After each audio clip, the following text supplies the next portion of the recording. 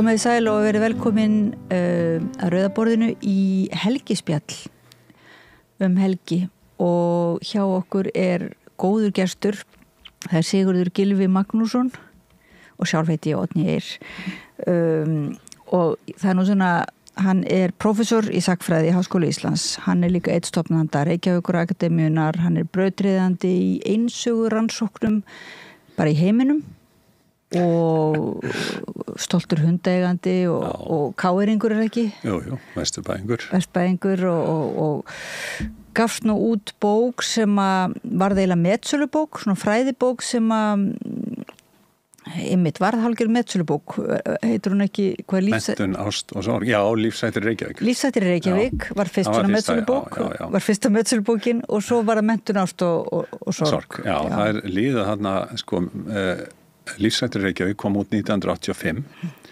og það var eiginlega B-ritgerðin mín sem var stækkuð upp og Sagnfræðistofnun Háskóla Íslands gaf hann út og það var eiginlega síðasta sem ég gerði áður en ég fór í framhaldsnám, það var að afhenda handritið vini mínum Sverri Sveinsinni, prentara sem þá var verkstjóri í prentsmiðjunni Eddu sem hérna prentaði bókina. Svo fór ég til Bandaríkjanna í mitt doktorsnám og þegar ég lauk fyrsta missirinu sem sagt úrvind á þreytu eftir rosalega törn og bara að koma í nýjan heim og í erfiðan skóla og allt það. Þá hérna beið minn kassi við íbúðuna mína fullur af þessum bókum og ég var náttúrulega heimilifandi, mjög fallega gerð bók, framleidd bók og stuttu síðar kom jólakort frá Vigdísi Finnbogadóttur, þáverandi forseta Íslands. Mjög fallegt kort, mjög persónulegt og sem sagt þetta var Lífshættir Reykjavík frá 1930 til 1940 og þá náttúrulega Vigdís fæddist 1930 og fjallaði raunverulega sem kreppa árin, svona statistikk einhver húsnæðismál, atvinnuleysismál og svo framvegis. En síðan fór ég inn í líf 5 fjölskyldna og endur gerði svona dag í lífi þeirra. Og Vigdís skrifaði mjög persónulegt og fallegt kort og mér fannst náttúrulega alveg stórkostlegt að forseti Íslands skyldi leita upp í mitt heimilisfang og senda mér jólakort á þessu tilefni.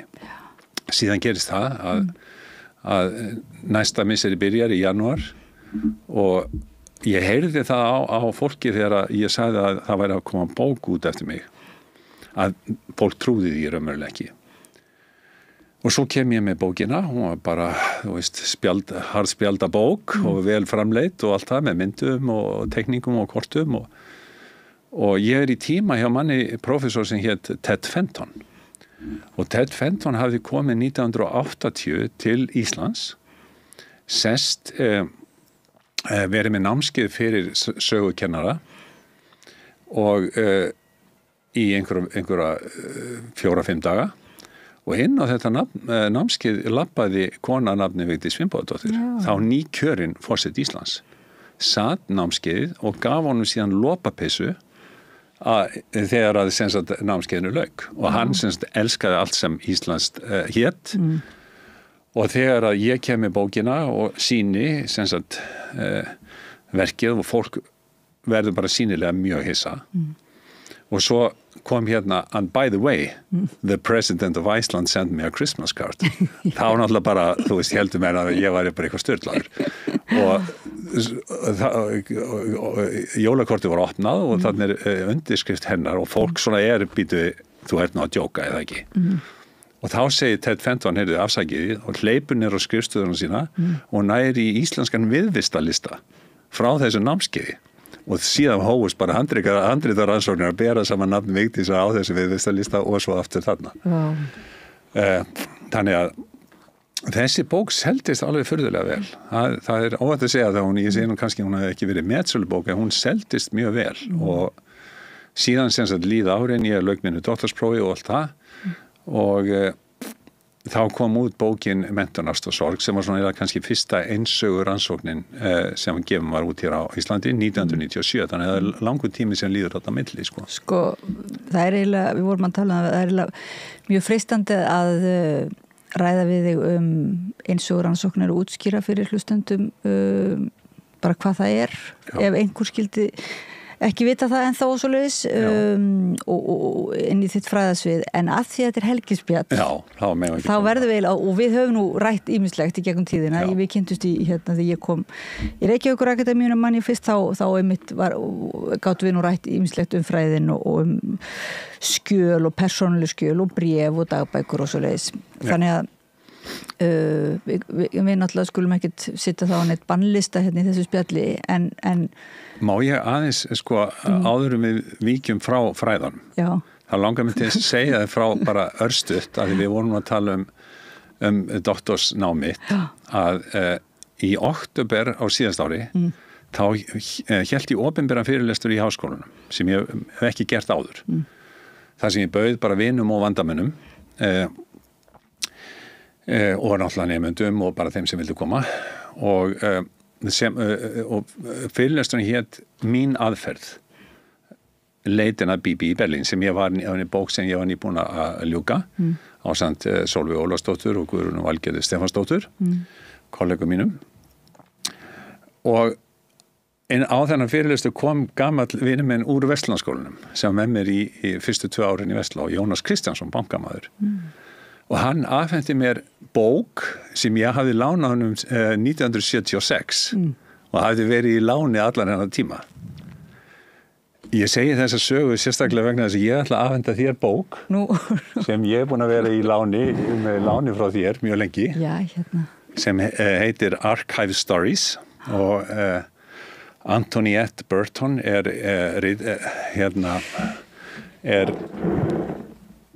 ritstjóri. Takk fyrir, ég held að ég hef bara gefið hennar.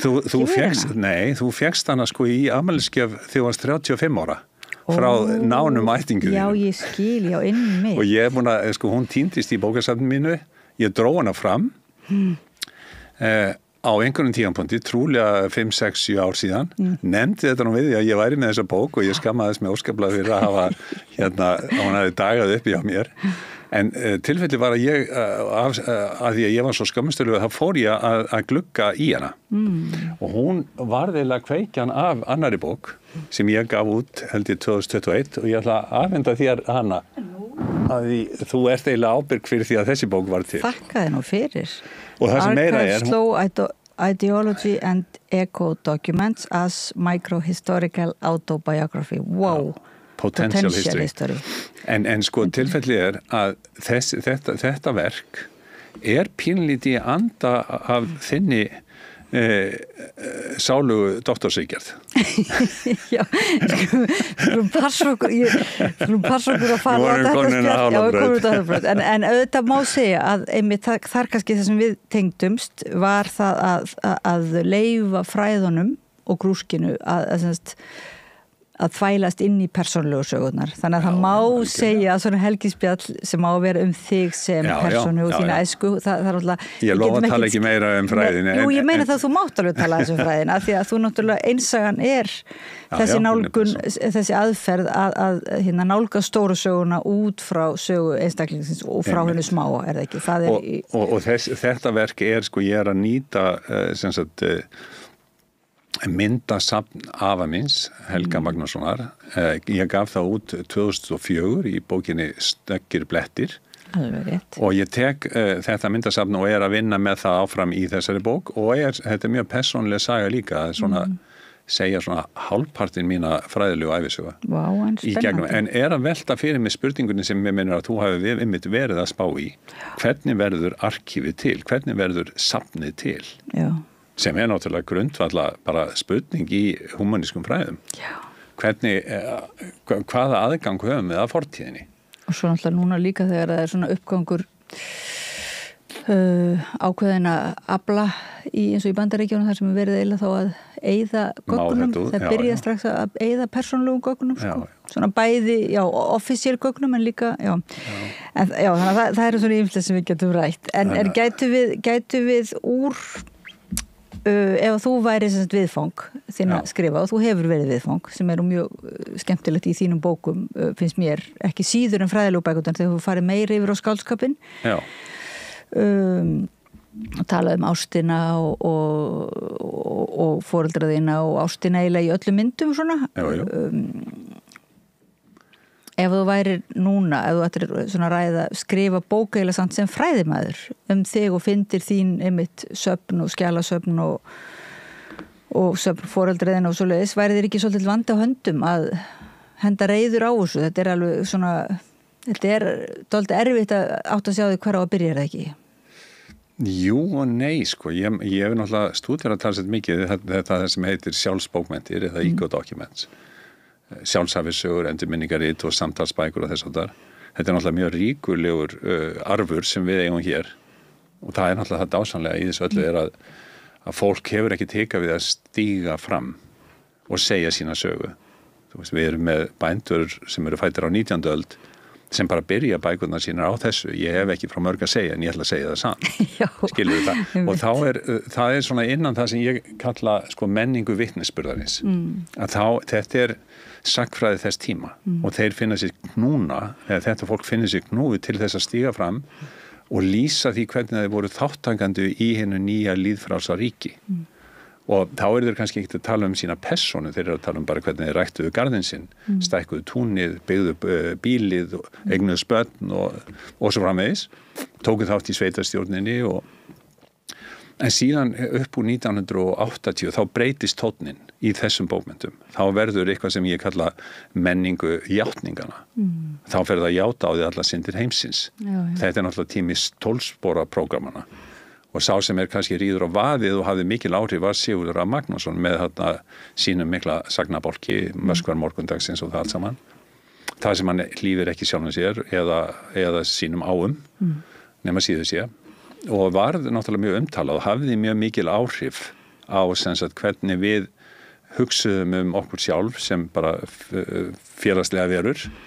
Og svo náttúrulega bara blaðamarkaðurinn sprakk þarna út. Þú veist, þessi kviðristu viðtöl sem var í helgarspjöllunum, sko. Það sem fólk einmitt opnaði sig og opinberaði alla sína kosti og lesti. Þetta hefur haft alveg gríðarlega mikil áhrif og ég hef svolítið spáð í sko það á hvaða menningar rými við séum stödd akkurat núna. Þú veist, menning játningana, þú heyrir einhverja játningu út í bæ og það hreyfir ekkert við því lengur. Þannig að ég held kannski að Trump einmitt hafi síðan breyta þessu menningarými sem hvernig við hugsum sjálf okkur og við sjáum það kannski líka bara að karlmennskan allt í minni er komin aftur til skjalana, svona þessi volgar karlmennska sem neitar vókinu og með svona svolítið hastalegum hætti og við höfum náttúrulega valdið síðan eins og að gerast í Bandaríkjunum núna. Þannig við erum kannski komin í eitthvað annað rými menningarlegt rými sem mun hafa áhrif á hvernig við tjáum okkur. Og ef ég ætti að fara að sittast niður og tjá mig mitt líf, ég alveg vissum að ég mun alveg lesa það inn í það rými sem samfélagið býður mér. Já, en þú getur náttúrulega með farið í svona kallmennsku blogg, sko. Nei, ekki blogg, hlaðvarp, meina ég. Já, einmitt. Og þá myndur þú sína húðflúrin þín og segja þína 12 spora sögu, en þú getur nú líka sagt 12 spora söguna í svona meira játningar viðtalstíl. En eigum að byrja bara samt á þér svona, eigum að byrja þér út í Ameríku, er það ekki þegar þú varst svolítið úrvinda og fikkur okkur svo aðeins aftur á bak? Jú. Varst ekki svolítið, þú lýstir þig einhvern veginn fyrir mér að þú hefur verið reykt marga kamelfilterslausa á dag og drukkið nokkra viskiflöskur og mér fannst það svo furðulegt, sko. Ég hef bara, því að þú varst einhvern veginn svona Nei, bara svo styrk stóð þarna í fræðaheiminum, þannig að maður sáði ekki svona hangandi á rúmbríkinni með Nei, ég held að við göngum náttúrulega í gegnum bara alls konar tímabil í raun að vera, þú veist, hver einstaklingur. Og ég var, það sem einkenndi mig til dæmis í Háskóla Íslands þegar ég var í mínum BA-námi, ég hafði alveg rosalega áhuga á því sem ég var að gera. Ég var eiginlega bara fullur af áhuga, en ég hafði ekkert mjög mikinn áhuga á að fá góðar einkunnir.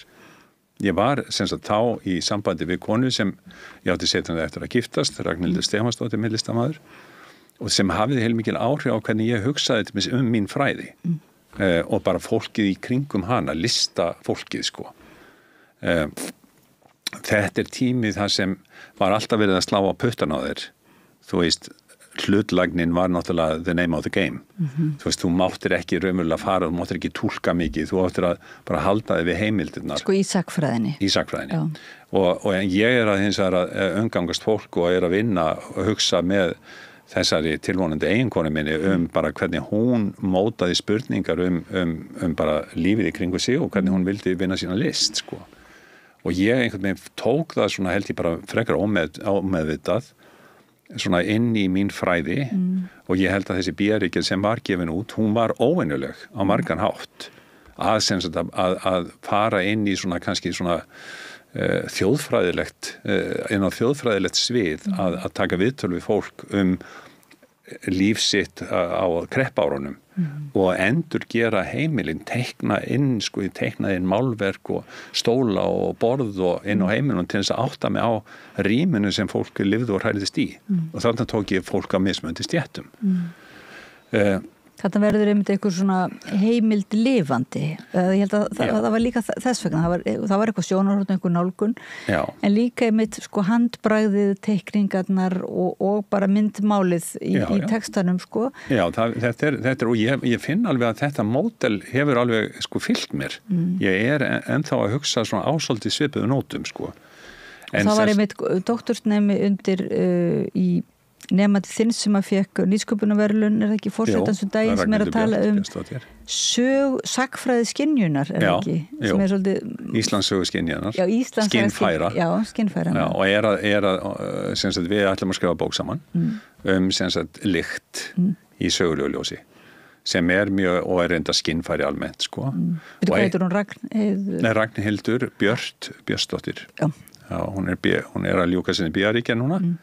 Og hérna alveg fyrirtaksnemandi og mjög skemmtileg, svona hugmyndarík og skemmtileg nemandi og þetta var semst nýsköpunarsjóður Námsmanna sem veitti okkur þennan styrk, þannig hún vann síðasta sumar að þessu verki og hérna Þannig þetta er í þessa átt að segja að það er einhver Íslandssaga skynjunar og þú ert strax að fara yfir á önnur svið einhvern veginn og láta sagnfræðina snerta bara raunverulega mörg önnur svið, myndlist og ritlist og skáldskap og önnur fræði. Ég segi alltaf við mína nemendur að sagnfræði vissulega vísindi, sagnvísindi, en það kannski fyrst og fremst bara list.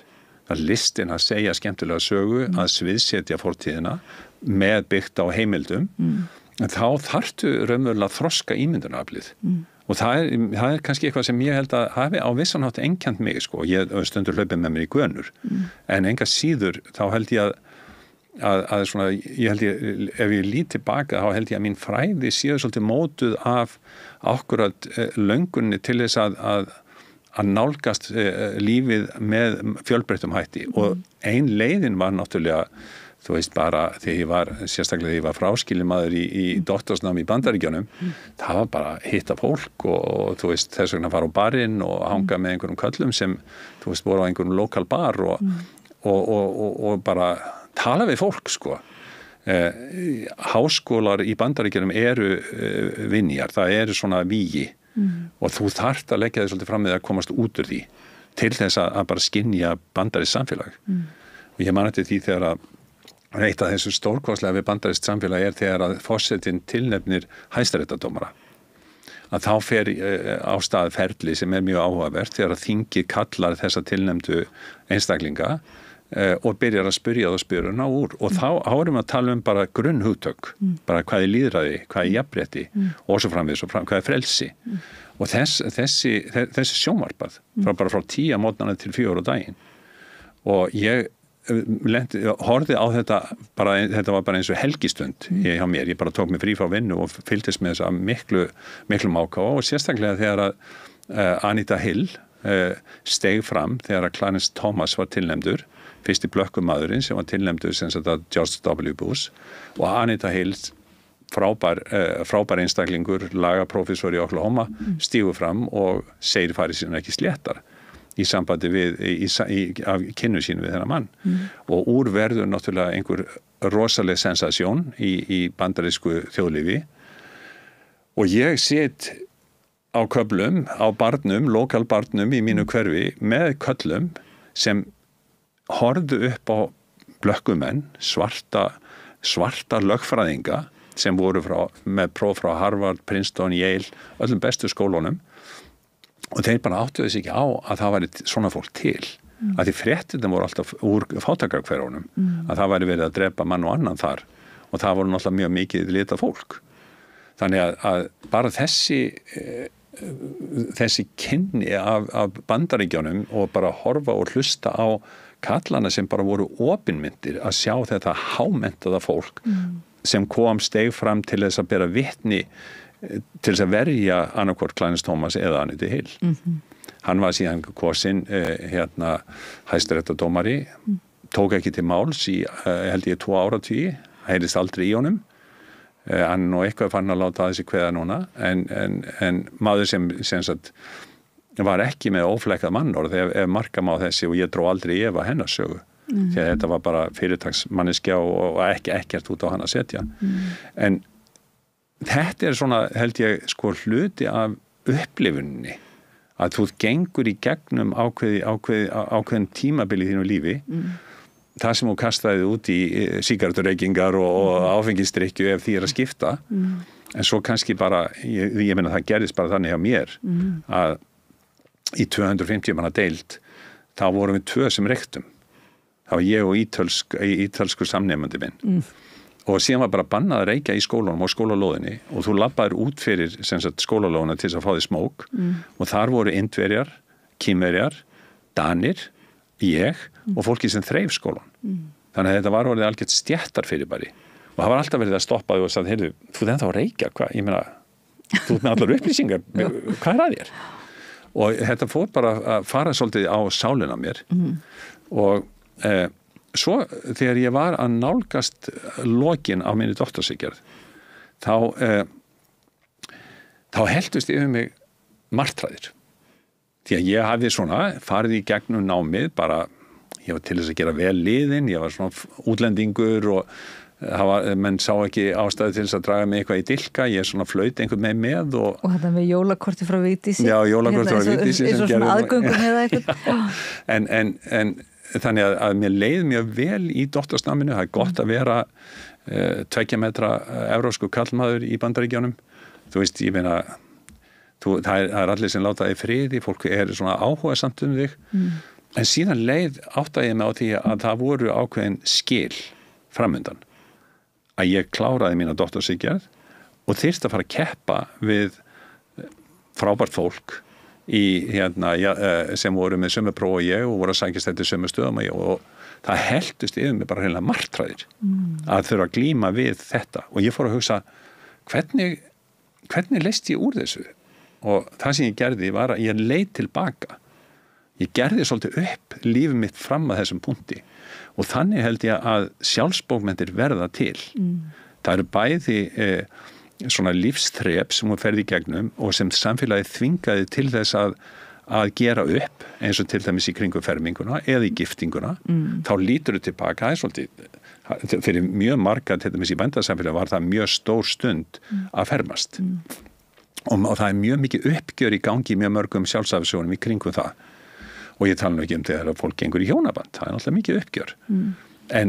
Og ég áttaði mig á að uppgjörið það fólk leysir það með því að lítið tilbaka og hugsa, já, hvers konar típa ég, ræði við þetta og hvernig fór ég að því að ráða við þetta og svo tekur þú skrifið, þetta transition eða þetta heitir á ensku, tekur þú skrifið eðun á þröskuld og þetta sagan sem verður til af þér. Þannig verður þú til sem einstaklingur og þegar þú ert komin á grafabakkan, þá sestu niður og skrifa þína sögu, en þá leitar í þetta uppgjör held ég. Þess vegna held ég að sjálfsæfisögur séu mjög merkilegar heimildir. Það ekki bara einhver spuni sem verður til þegar að fólk sest niður í ellinni og lítur við farin veg, auðvitað bara fegrar og gerir alls konar kúnsti, sko, en enga síður þá einhver massi sem verður þarna til, sko. Þarna það á einhvern hátt tengt sjálfshjálpar bókum, sko, með fullri virðingu eða sem sagt, að því að þetta akkurat eins og þetta eins og tækið, þú bara, það eiginlega betra fyrir þig að skrifa niður, bara fyrir minnið, sko, sem mun allavega betur, eða þá að segja einhverjum, sko, sögu þína,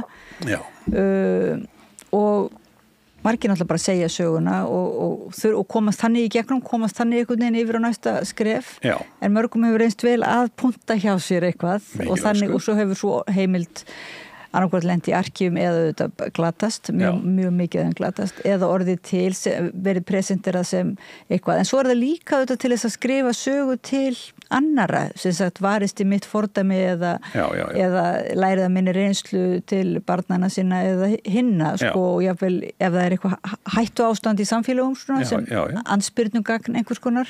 Já, ég meina það ég einmitt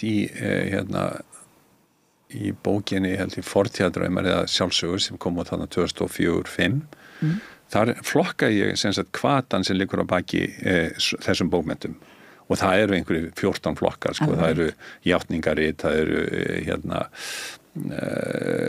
áráðusrit og svo framvegis, sko, og pólitísk rit náttúrulega, sannarlega og En við ætlum nú ekki að fara út í fræði.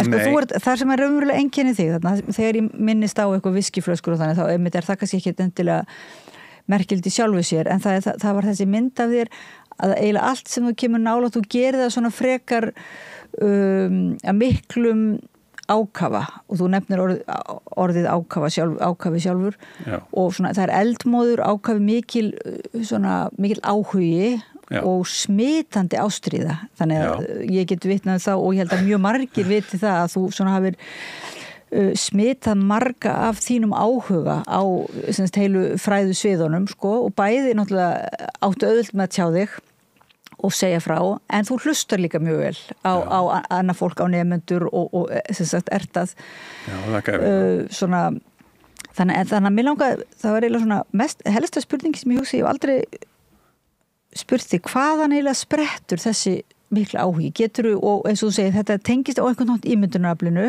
Já. Geturðu aðeins farið aftur á bak, rakið þig svona ef þú ættir að skrifa? Já, ég skal gera það, en ég skal svara þessari spurningu fyrst, vegna þess að hún í beinu framhaldi af því sem við vorum að tala áðan. Þegar ég stend fram yfir því að ég sé að klára mína doktorsritgerð, að þá náttúrulega tek ég ákvörðun það að ein lausnin var bara hætt að drekka. Skilur, ég bara hugsaði, ég mun ekkit standa samkeppni við allt þetta, ég meina á sama ári og ég lauk mínu doktorsprófi 1994 þá, það eru 30 ár síðan rúm, þá voru 600 einstaklingar í sömu spórum og ég í sagnfræðinni, sko, skilur, og þetta fólk var allt saman að leita sér að vinnu, sko, og ég hugsaði bara, vá, ef ég eiga einhverja möguleika á að keppa við þennan hóp, þá verði ég verði bara með fullan fókus. Og ég hætti, sem sagt, ég næði að hætta að drekka, og fyrst hætti ég hætti að drekka, og þá náði ég strax að hætta að reykja. Það var bara árið síðar. Og þannig að ég hef ekki smakað áfengi 30 ár. En við það leystist úr læðingi einhvers konar kraftar sem ég get ekki lýst, bæði við að hætta að reykja og drekka. Og það, ég bara hef lýst þessu bara eins og metamorphosis, ég steyptist einhver stakkur af mér og ég bara undi mér ekki hvíldar og ég fekk svo mikið af hugmyndum, sko, bæði reykingar og drekja, náttúrulega þú dofnar við að ofnota þetta. En þarna var einhver megin bara einhver orku veita sem bara hitti bara hjarta mitt og huga og ég fór náttúrulega mjög fljótlega að halda dagbók og það var svona fyrst og fremst hugmyndabók að það bara spruttu svo miklar hugmyndir út, sko, að ég var bara vaknandi á nóttinni og bara byrjaði að punta hjá mér alls konar og núna ég á 78. bók, sko, þannig að Nú lítill hundur komin. Já, lítill hundur. Já, ég meina ég í dag á 78. bók. Dagbók? Já, dagbók. Það eru 300 síður í hverju bók. Þannig að ég komin, sko, er raunverulega búin að skrifa meira heldur en flesti kallarnir sem ég hef verið að stúdera frá 19. öld. Og við getum alveg talað aðeins um það á eftir, en það sem, sko, nefnilega þetta svolítið áhugaverð spurning, sko, ef þú lítur tilbaka. Þú veist, ég alin upp í Vesturbænum bara hjá millistéttarfjölskyldu, foreldrar mínir afskaplega lágstemmd fólk, faðir minn var atvinnurekandi, Magnús Helgason hét hann og stjórnaði raka málingaverksmiðjuna Hörpu sem var svona þekkt fyrirtæki hér í eina tíð og móðir minn, Katrín Sigurðardóttir, var húsfreyja í Vesturbænum og í mjög heimakjart fólk, barst lítið á, var bara mjög mikið heima, reglu fólk. En 6 ára gamall ég sendur í sveit, norður í land, til vandalausra. Guðmundur L. Friðfinnssonar á Egils á í Skagafirði. Og þar í 3 sumur. Og það breytist sem sagt úr því að bara vera svona sveitadvöl í það að verða nokkurs konar barnaheimili. Það fjölgar alltaf og þannig að síðast ári voru held ég bara 40 börn, sko. Wow. Já. Þannig að dóttir þeirra var nú fræg, seinna meir, Sigurlaug Rósinkrans, sem giftist Guðlaugi Rósinkrans og hún var held ég 18 ára og hann 60. Þannig að það bakti nú heilmikla athygli hér á sín tíma. Og hann leið mér mjög vel. En ég man eftir því sko þegar ég var 6 ára skilin eftir og það tók mér nokkra daga að ná heimþrán úr mér en síðan bara jafnaði ég mig og ég man eftir að bærinn stóð svona undir fjalli, það var nú rétt hjá Silfrastöðum og Bólu, fólk keyrir á leiðinni til Akureyrar fram hjá þessum bæ og ég hugsaði með mér ef ég kemst upp á fjallið þá sé ég til Reykjavíkur og það var svona einhver huggun, svo náttúrulega fór ég upp á fjallið með öllum þeim sem með reglulega og þá náttúrulega bara tók við endalausar hæðir en þarna var ég sem sagt í 3 sumur og leið mjög vel í raun og veru gott fólk og ekki til við neina kvarta síðan sem sagt ákvaði ég að ég myndi ekki vilja fara þarna aftur eftir 3. sumarið og þá sem sagt hefur faðir minn samband við bónda í hreppunum og í Hrunamannarhreppi og þar sem sko áhæri mínir koma úr Hrunamannarhreppi semst í föðurætt og afi minn Helgi Magnússon hann alinn upp hann fættur í Syðra Langholti og alinn upp í eftir að móður hans deyr eða frá 10 ára aldri á miðfelli í Hrunamannarhreppi og það bærinn það sem ég enda það komið vandalaust fólk og ég sem sagt þar vel fram yfir fermingu þannig að ég skipti raunverulega fjölskyldu 4 mánuði á ári. Já. Og sko 4 mánuði og það var náttúrulega skólinn var ekki Já, það var bara 3,5 4 mánuði sko. Fórstu það í sauðburð, sauðburði og göngum Já, ég menn það mín fyrsta upplifun í hreppunum var að ég bara settur á hestbak og það 4 daga ferð bara upp í með hálendið með rollunar. Stórkostleg upplifun í raun og veru fyrir bara gaur sem var bara í fótbolta í KR en Reykjavík bara tæmdist af börnum. Það voru allir sendir í sveit. Ég heiti lækni sem var á mínum aldri sem ég þurfti að leita til læknis bara nýlega og við tókum tal saman og hann sagði mitt þessa sögu saman sko. Hann hefur verið sendið til Dýrafjarðar og þar hafi ekki verið rennandi vatn og torfbær og þú veist, þetta bara við erum 68 ára sko, báðir 2 og þú veist, ég velti svolítið fyrir mig sko, velt svolítið fyrir mig hvaða bæði merkingu þetta hefur fyrir mína kynslóð að hafa bara, eins og ég segi, skipt fjölskyldu. Ég meina mjög margir eiga mjög góða minningar en það eru aðrir sem eiga verri minningar og það var talsett mikið til þessum döðsföll að börn voru að fara í drifsköft eða alls konar sko. Ég meina ég byrjaði að keyra traktor þegar ég var 9 ára og það var engin öryggisgrindur á traktornum þá. Þannig að en þarna var ég í sveit hjá konu sem hét Margrét í Miðfelli og þetta var sem sami bær og afi minn var í alinn upp og næsti bær hét Dalbær. Það voru nokkrir miðfellsbæir og svo Dalbær og á Dalbæ fættist lítið snáði sem heitir Sigurður Ingi Jóhannesson. Ráðherra og hann býr núna á Syðra Langholti það sem afi minn fættist og ég segi nú stundum þegar ég að tala þetta að ég hafi passað Sigurðinga en það var nú svona það voru vini mínir í Pétur Hjaltisteð músikant sem var í sveit á Dalbæ og Þorkell Sigurðsson sem læknir þetta voru svona strákar á mínum aldri og við náttúrulega hengum svolítið saman sko en Sigurður fættist að ég held einhvern 64, 5 eitthvað svo leið sko. Og hvernig ert þú fættur? Ég fætt 57 Þú fættur 57. Já, þannig að það passar alveg að hann hefur verið, sko, þeir hafi verið að sníglast með þennan hvítvoðung, en sem sagt foreldrar Sigurðar Inga voru eiginlega flottustu bændurnir í hreppunum og það var nú mikið sagt. Og þeir fórust síðan í bílsleysi, mjög sviplega, og Sigurður var þá komin í nám til Danmerkur og sneri heim ef ég hef skilið þetta rétt. En þetta svona þannig að ég hef svona tengst þannig inn í valdið, ef við getum orðað þannig, með þessum hætti. En ég hef stundum Framsóknarflokkin.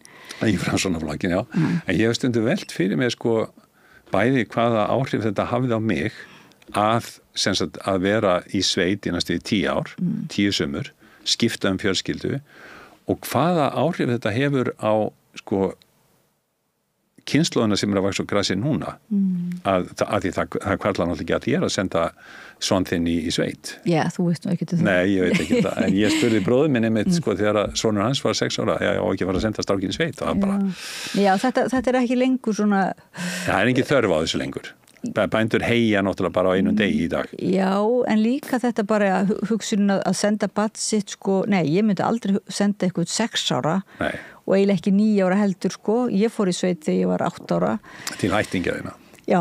Það var auðvitað annað sko, en ég man samt eftir heimþráni og þetta hafði gríðarlega mikil áhrif á mann sko, að vera þarna annað og þurfa einhvern veginn að bjarga sér og þú talar einhvers staðar held ég í viðtali á ensku heyrði ég að þú hefði verið sloppið frá svona stjórnsamri móður svona, hún hefði verið mjög verndandi. Já, mjög. Já, ég meina ég þurfti náttúrulega busti með tennurnar og fari í bað og annað. Það var, ég meina ég sagði, ef stundur satt þess að sögu þegar var verið að rétta á mig tennurnar og ég átti að vera með eitthvað beisli á nóttinni og fólki í sveitinni bara leita og þetta bara hugsaði bara hvað fólki í Reykjavík að hugsa sko. Þetta var bara setja bara hillu og aldrei hugsaði það meira allt sumarið og mamma náttúrulega ekki mjög hress sko en En við erum að rekja þetta sem sagt ákveðin hvar áhugi ástríða því að þú segir að það hafi svona þú hefur svolítið svona umbreyst eða þannig þegar þú hættir að drekka og reykja eftir þú varst að klára doktorsnámið í Ameríku. Já. Og En var alltaf samt sko, ég var alltaf áhugasamur og ég held ég... það getur verið að hafa losnað á læðingi, þetta lítur nú að hafa verið samt til staðar í þér. Já, og það held ég að þess neitt að segja þessar sögur úr sveitinni sko, að ég held að það hafði áhrif á manni með að vera bara þurfa svolítið að standa á eigin fótum, þó að ég hafi verið hjá mjög góðu fólki og yndislegu fólki í alla staði, þá var það pínlindi öðruvísi. En upplifður þú að þú væri að gera gagn? Ég man í sveitinni á mér, þá var maður látin finna fyrir því sko, að það skipti máli að maður væri þarna og það munaði manns liðsinni einhvern veginn og það hefur skipt alltaf máli sko, að því ef þú sendir barn eitthvert og sem bara svona eins og hálfgerði geymslu nei, það var alls ekki, ég meina maður þvældist með bóndunum bara allt sko, bara frá morgni til kvölds bara vakinn 6:30 á morgnana að sækja kýrnar og svo bara tók hvert verkið af öðru við sko og alltaf varstu með og allir með sko. Þannig að það var Sveinn Karlsson var 1 ára eldri en ég var í sveit hjá ömmu sinni og yndislegu strákur og grunnskólakennari, verið grunnskólakennari í Reykjavík og við náttúrulega þvældumst bara með bóndunum allt og fengum að gera ansi margt sko. Þannig að já og bara allir, það var engin undantekning á því sko. En tenging við náttúru og dýr, er það þér mikilvægt til þess að... Já, ég var náttúrulega mjög upptekinn, sérstaklega hestum og náttúrulega hundinum og hundunum. Það var, ég var mjög upptekinn af hrossum og strax bara við þessa reynslu að fara að reka á fjall, ég meina það eiginlega bara ekki að lýsa því sko. Þú veist að sofa í gangnakofa einhvers staðar upp í, þú ferð bara upp Hrunamannarhreppinn og upp í Afrétt og það bara, þú vaknaði með mús hérna á bringunni sko, þá sváu allir á svona palli, hrossin voru í hinum enda gangnakofans. Þetta er náttúrulega stórkostleg upplifun og svo farið yfir krossána sko undir lokin sem var ég man eftir eitt skipti mjög miklum vexti þannig að þú veist að vaða út í ána bara upp bara til þess að koma flokknum yfir sko. Krossána alltaf svo hræðileg getur verið. Já. En myndaður þá sko sérstök tengsl við hrossið þitt? Já, mjög svo. Þegar maður eiginlega, sko, bóndinn Sigurður Gunnlaugsson, hann var óvenjulegur að því leyti. Hann átti nú við geðræn vandamál að stríða og var, sko, í yfirþyngd sem var ekkert algengt á Íslandi. Þannig að hann til dæmis notaði hrossið sitt eða aldrei og ég bara tók það svolítið yfir. Hrossin hétt Þokki og rosalega viljugur hestur og skemmtilegur, sko. Og ég myndaði mjög mikið tengst við hann, sko. Mjög mikil. Og við fórum talsett mikið í útreiðatúra og fórum að hestamannamót og þú veist, það var mjög mikið líf í hreppunum líka. Þetta er góður staður, þetta er frábæri bændur og náttúrulega bara það ekki annað að keyra bara frá Flúðum og bara til Selfoss, sko. Þá sérðu að það er ákveðin myndarbragur á öllu í hreppunum. Og líka svona samfélag, er það ekki? Mjög sterkt samfélag og ég til dæmis fer mjög gjarnan með, ef ég fer gullna hringinn með útlendinga, þá keyri ég mjög gjarnan niður hreppana og fólk segir strax, já, vá, hérna maður sér að hérna er ákveðin myndabræður á öllu og ég náttúrulega keyri inn í Miðfellstorfuna og sýni bæinn þar sem ég var og þetta er náttúrulega saga sem vekur athygli. Ég meina þegar ég er út í doktorsnámi, þessi 10 ár sem ég var út í Bandaríkjunum, þá voru vinir mínir Logi Gunnarsson og heimspekingur og Robert Haraldsson. Þeir voru í University of Pittsburgh í heimspeki þar. Og við vorum alltaf kallaði til þegar það var alltaf verið að flytja. Fólk í doktorsnámi var alltaf að flytja. Annarkvort var einhver að fara, einhver að koma. Og það var alltaf að kalla í Íslendingana að því við bara kunnum að vinna. Þú veist, kaninn tóku einn kassa og svo settist þeir upp í gluggaskist og fóru að spjalla. Þú veist, við bara gengum og ég var stundum, sko, kom stundum inn á heimilið það sem, sko, var ekki eins og farið að pakka, skilurðu, og ég var farin að segja, sko, heyrðu, ég er til í að koma en verður búin að pakka öllu í kassa, skilurðu. Þannig að, og svo bara já, eða bara, þú veist, hérna skápurinn ég áttur að taka fötin til og hérna þannig að við gengum í þetta bara eins og að drepa naut, sko. Þannig að við vorum allir búin að vera í sveit og þú veist, kunnum að vinna, sko. En Bandaríkjumenn eru bara eins og kannski börnin í dag. Þeir hafa unnið einhverju kjörbúð í kannski einhverja vikur og sumarfríð náttúrulega miklu styttra heldur en það var hér á Íslandi. Og stéttaskiptingin náttúrulega bara þar skýrari. Miklu og sérstaklega, þú veist, háskólafólk er í Bandaríkjunum, það er mjög sjálfgætt sem hún rekst á fólki í þessum skólum eins og ég var í mjög góðum skóla sem kostaði mikið þá fólki í doktorsnámi var yfirleitt bara að koma úr helst úr mennta stétt, sko. Já. Þannig að það er sláandi, sko. En þannig að sko En þú náttúrulega, sko, bara aðeins að skjóta inn að þú setur síðan á laggirnar mjög merka ritröð sem heitir Sýnisbók íslenskrar alþýðu menningar, ekki satt? Jú.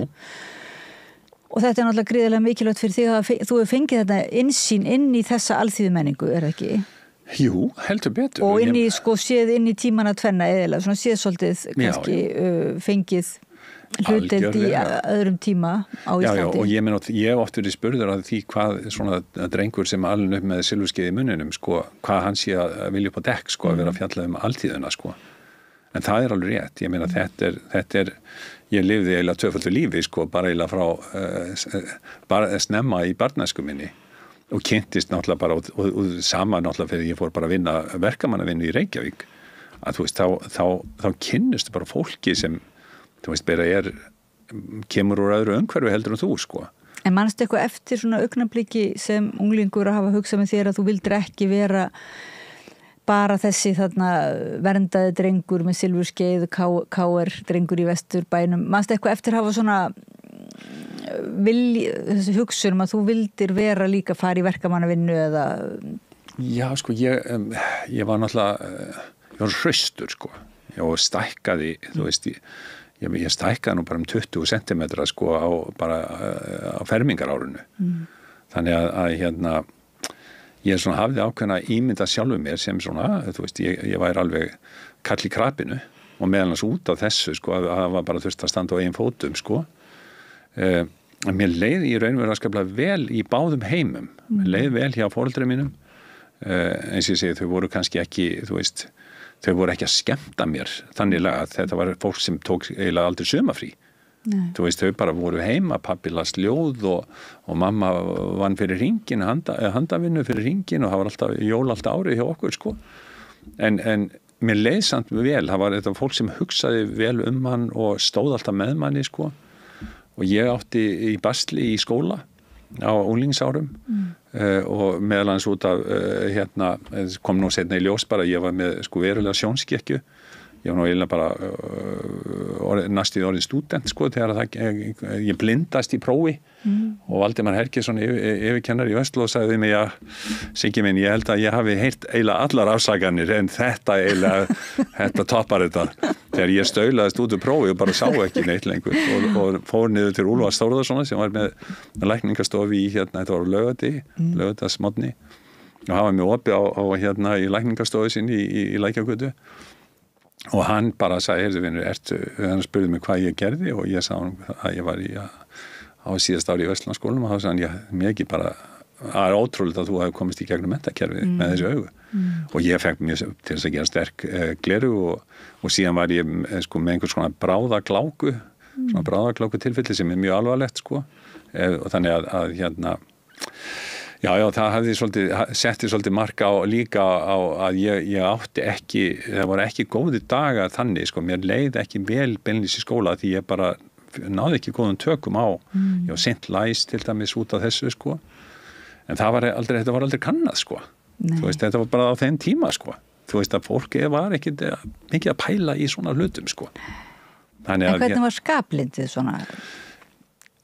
Ef þú lýsir sjálfum þar eins og Hersti sko, Þokki var mjög viljúr geðingur, já. Þú hefur nú væntanlega verið viljúr. Já, en sko ég held ég einsni sagði ég sögu af Karli föður mínum, hann var mjög merkilegur húmor á milli okkar, hann var mikill sjálfstæðismaður og ég var alltaf frekar vinstrisinnaður og ég var með fólki sem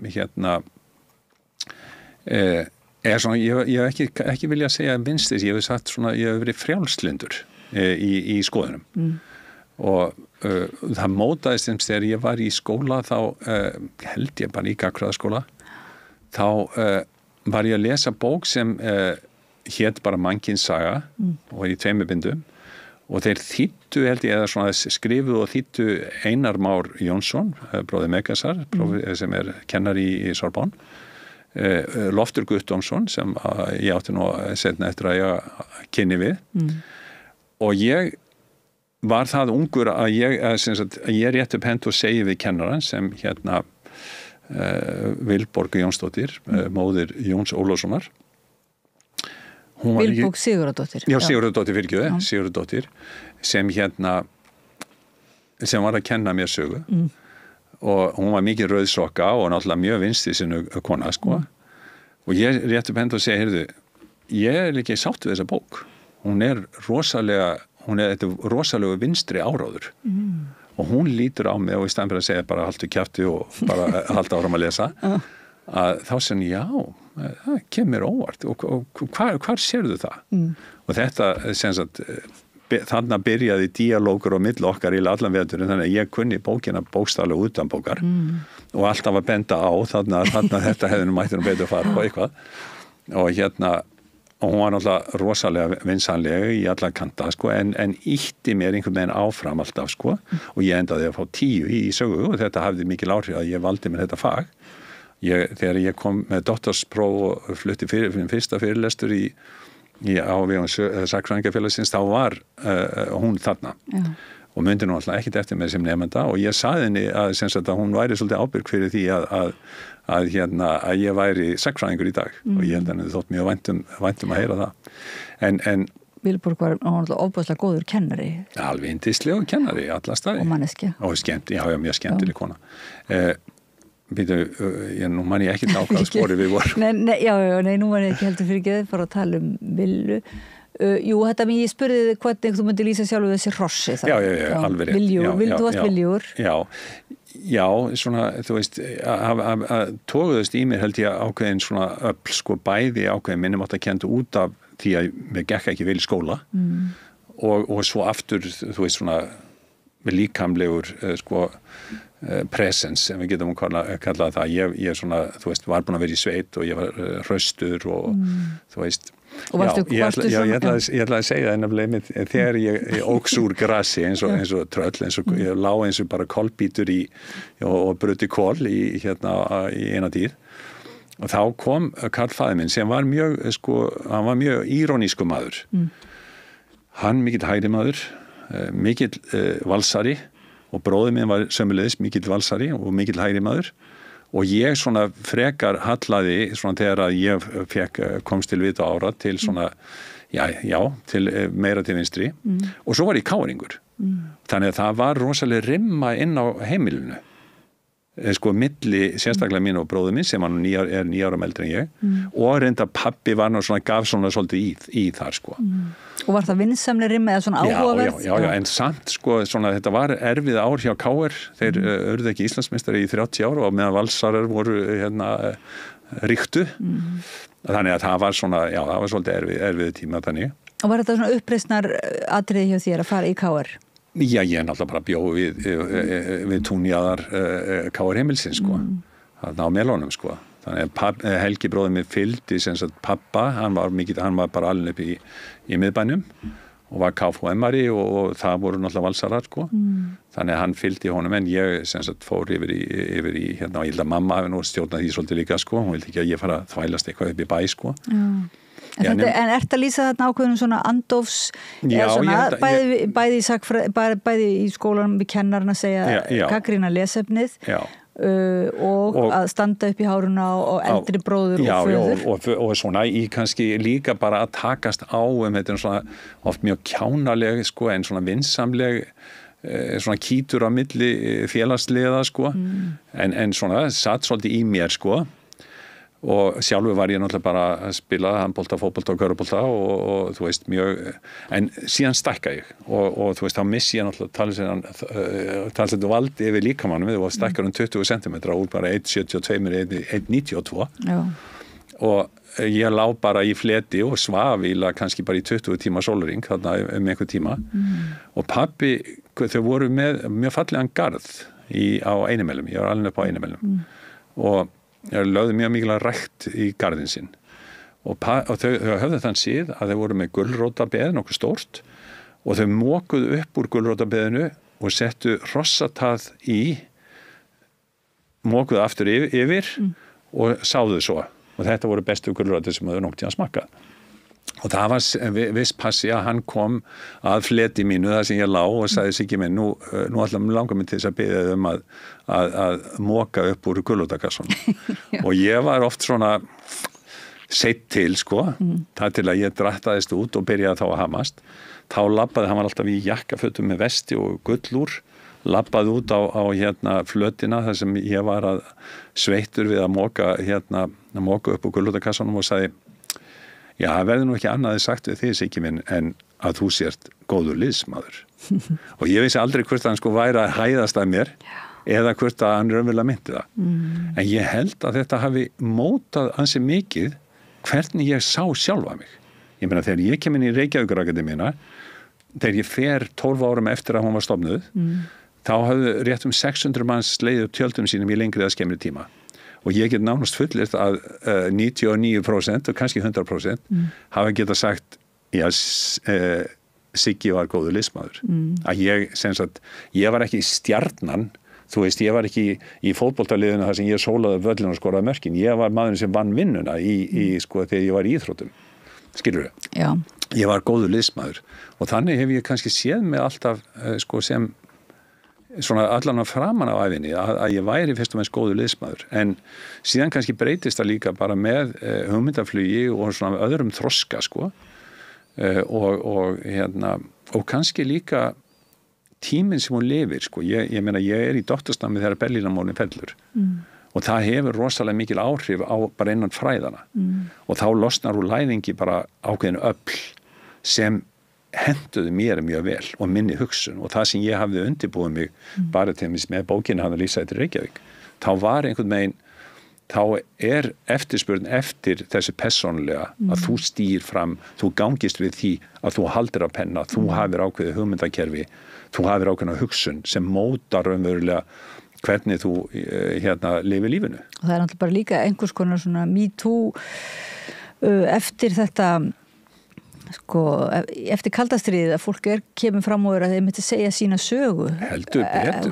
Óhrætt við að vera bara að því njósnaðum það og sett í fangilsi og svo leiðis fyrir þannig það verður svo sterkur. Ég meina fólkið í gúlaginu sem lifði gúlagið eða helföruna, þú heyrir ekki bofsfráðs í fólki í áratugi, þar til á 9. áratugnum, maður sér þetta bara á internetinu, ef þú googlar bara helförina, það verður algjör sprengja, fólk sem ennþá á lífi sem fer að segja frá vegna þess að það hentaði ekki hvorki Sovjetkerfinu eða kapitalíska kerfinu að þessar sögur væru rifjaður upp. En þarna verður, og ég meina þá ég einhvern veginn bara í einhvers konar ég var bara vel undirbúinn undir þetta að takast á við svona sagnfræði, ef við getum orðað þannig. Af því að ég hafði einhvern veginn,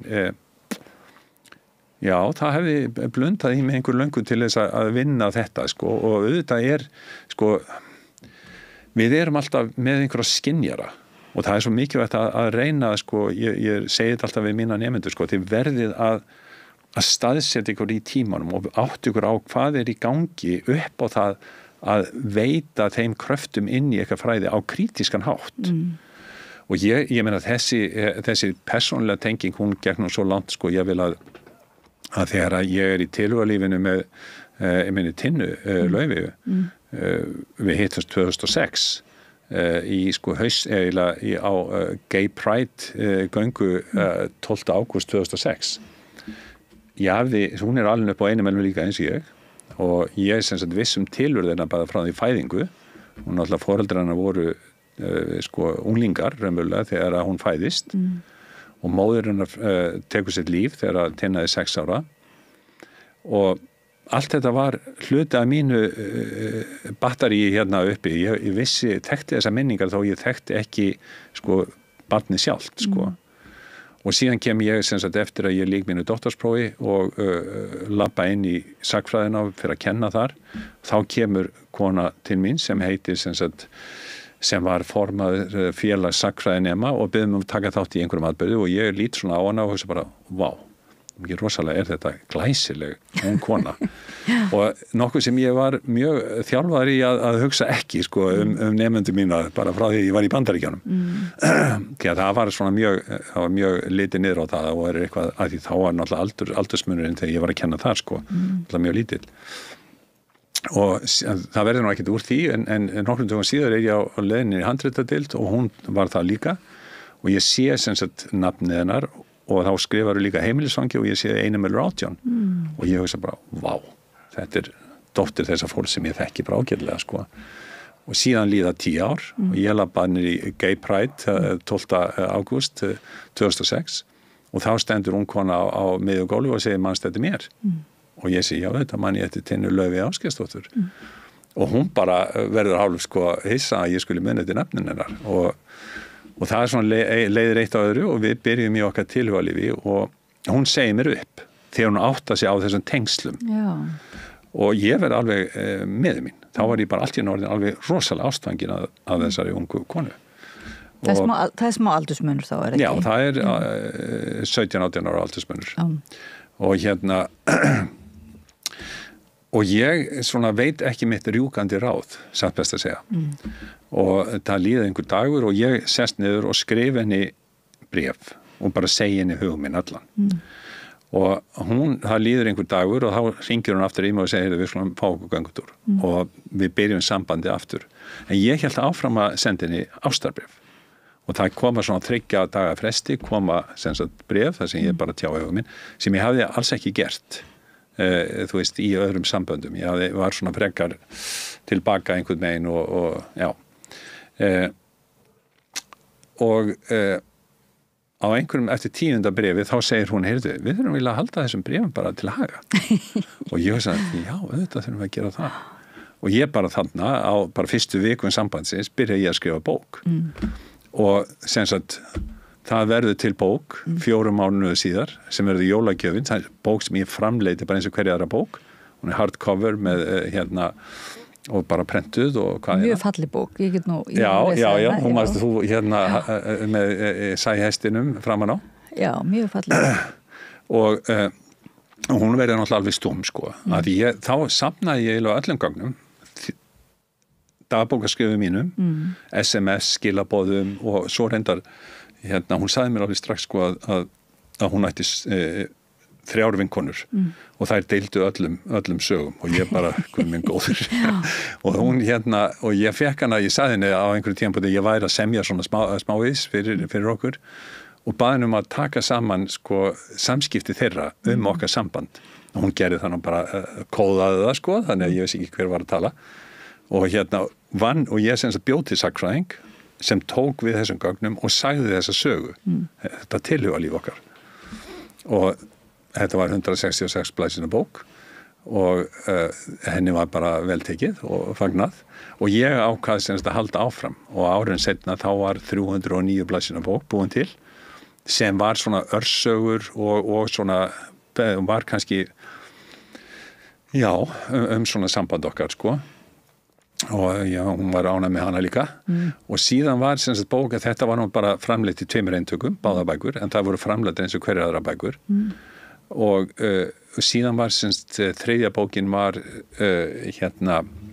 heitir Spánarkóngurinn og það voru meira svona sjálfsæfisögulegt bæði tengt okkur en líka bara æskuminni og svoleið sko og hún var gefin út á bara almenna markaði og ég þú fáist en þá og 4. bókin kom þegar Tinna var fertug fyrir 10 árum og hérna og þá vorum við Pétur Bjarni fóstur sonu minn og sonu Tinnu við sem sagt bjuggum þá bók til saman og það var til þannig að við vorum búin að vera í ferðalagi einhvers staðar í Evrópu komum heim og þetta var sumar og hann var bara 8 ára eða eitthvað svoleið sko og hún fór strax semst í fyrirlestarferð til Bandaríkjanna og við vorum 2 einir heima og hann segði svona Siggi, mér langar til þess að myndskreita eitthvað af bókunum þínum og ég veist bara, já, heyrðu, hún að vera ferð og ég sagði, heyrðu, eigum við ekki bara búið til bók fyrir mömmu?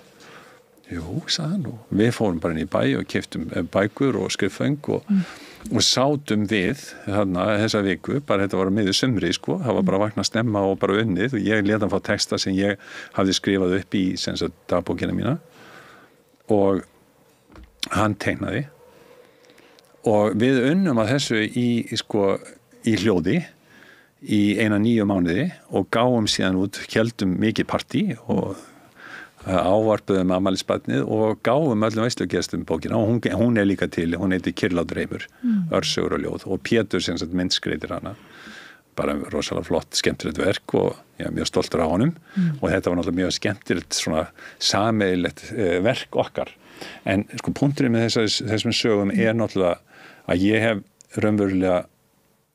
ég hef notað þessa persónulegu nálgun ég teki hana eiginlega bara mjög langt sko. Ég hef unnið með þetta í gegnum sjálfa mig ég skrifaði bók sem heitir Sögustríðið, það mjög persónulegt líka það sem ég að gera upp svona deilur innan sagnfræðinnar ég var á tímabili, það voru 12 prófessorar að svara mér tíma í bókinni Sögustríð og þetta var stór bók sem ég gaf út og svona, það var eiginlega þar lauk ég þessum deilum sko. Það var eiginlega svolítið merkilega frumlegt fannst mér að gefa það út að ég vildi þetta sem maður heyrir innan svona stóra stofnana og það yfirleitt ekki sérstaklega verið eitthvað að halda slíkum haga frekar svona við að bara reyna að gleyma þeim sko þannig að ég hugsa að þetta verði líka bara að setja mér svolítið merkileg heimild háskólastarf og svona mótur fræðigreina og þau átök sem maður náttúrulega hljóta eiga sér stað og í staðin fyrir að alltaf að sjá það sem einhvern veikleika á fræðigreininni að sjá það frekar sem kannski styrkleika sem hægt að sækja í. En sko þarna mættust 2 heimar í raun og veru, íslenska háskólalífið í litlu samfélagi, það sem menn hafa orðaði nú eitt einn góður maður við mig sem var prófessor í deildinni, hann sagði það aldrei teknar einar ákvarðanir að því menn er svo hræddir áhættu fælnir að fara allt í bál og brand eins og var þegar ég var í náminu á 9. áratugnum. Þá voru rosalega erjur á milli manna og kom niður á náminu í raun og veru og það voru pólitískar erjur bara milli hægri og vinstri manna. En og þannig að mér fannst svona námsbrautin sko raunverulega mara í hálfu kafi. Ég kem frá Bandaríkjunum, það sem debati var bara hluti af náminu. Þú veist, ég man eftir að einn af mínum prófessorum, við vorum 4 í að lesa svona eitt af klassísku verkin, hvert af fætur öðrum og þau voru sko tætt niður. Og hann sagði, já, vá, og ég fann að hlakka til að sjá ykkar fyrstu bók, hún hlýtur að verða alveg stórkostlega fullkomin. Og það var bara, og ég kem inn með þennan anda inn í Íslands samfélag og ég man eftir hvernig ég sko, það var árið 2000, þá skrifaði ég grein sem birtist í bókinni Mólar og Mygla og ég að hugsa, hvern á ég að stuða? Mér langar í debatt. Og var það Gunnar Karlsson eða var það Loftur Guðjónsson og ég svona einhvern veginn, Gunnar var nú alltaf viljugur sko og ég hugsaði, já best ég fari í Loft og ég var bara með neðamálsgrein sko til þess að gera saklausa. Árið síðar kemur sem sagt skírnisgrein upp á 20 blaðsíður sem hét Smátt og stórt í sagnfræði einsöguskrif Sigurðar Gylfa Magnússonar og þá bara byrjaði bara ansi mikil akademisk umræða sem hófst svolítið þegar ég var formaður sagnfræðingafélagsins þá bjó ég til hádegisfyrirlestra sem lyftu svolítið deildinni, sko fæginu svolítið upp af því að, og það náttúrulega hjálpaði internetið rosalega mikið, postlistanir að fólki, allt í henni vorum við að fá frá fólki sem var bara út allan heim að tjá sig hvað væri á dagskrá hádegisfyrirlestrana. Því að kallarnir sem voru upp í deild, þeir náttúrulega settu svolítið á fægið. Þeir höfðu dagskrá og vald eins og þetta heitir núna. En þarna opnuðum við, tókum lokið af pottinum sko og hleyptum miklu fleira fólki af. Þannig að debati var allt í komið á dagskrá, skilur. Þannig að áður var það náttúrulega þannig bara þetta námsefnið og okkar hlutverk að miðla því til ykkar og þið síðan miðlið því áfram og skrifið kannski bætið í sarpin, skrifið ykkar bækur, þetta svona kennivaldið bara svona eins og í presta stjætt þannig séð sko að koma að borðun en þannig að þetta er svo allt önnur nálgun og þannig var þetta náttúrulega líka í Frakklandi og víðar sko það er bara að einmitt umræðan sjálft efnið og þannig er verið að skapa raunverulega leið og ert í náminu, ert þú þáttakandi í því, er það ekki? Þú ert raunverulega tekur þátt í að búa til svolítið stefnuna, skapa stefnuna áfram. Já, og það eða sko, eins og þú sér það kannski fyrir þér, en það var náttúrulega ekki þannig. Ég held, í raun og veru, ég hef stundum hugsað út í mikilvægi Reykjavíkurakademíunnar í þessu sambandi, því að ég held að ef ég hefði verið einn einhvers þar út í hotni, þá hefði ég bara ekki, þú veist, ég hefði bara ekki lagt í að hækka röddina eitthvað, því að það er svo auðvelt að segja, já, hann er nú bara eins og hann er, Veist, og það var reynt, var það ekki? Jú, en það bara gekk ekki vel. Af því að, þú veist, ég var alltaf umkringdur á tíðanbili náttúrulega 80 manns í Reykjavíkurakademíunni. Það er vettvangur fyrir þá sem ekki vita hlustendur og áhorfendur, þá er Reykjavíkurakademían stofnun svona sem vettvangur sjálfstætt starfandi fræðimanna sem ekki eru að vinna í háskólanum. Nei. Og vinna sjálfstætt en sem sagt finna samtakamáttu. Já, og ég meina það var eiginlega merkilegur hópur sem var þar inni,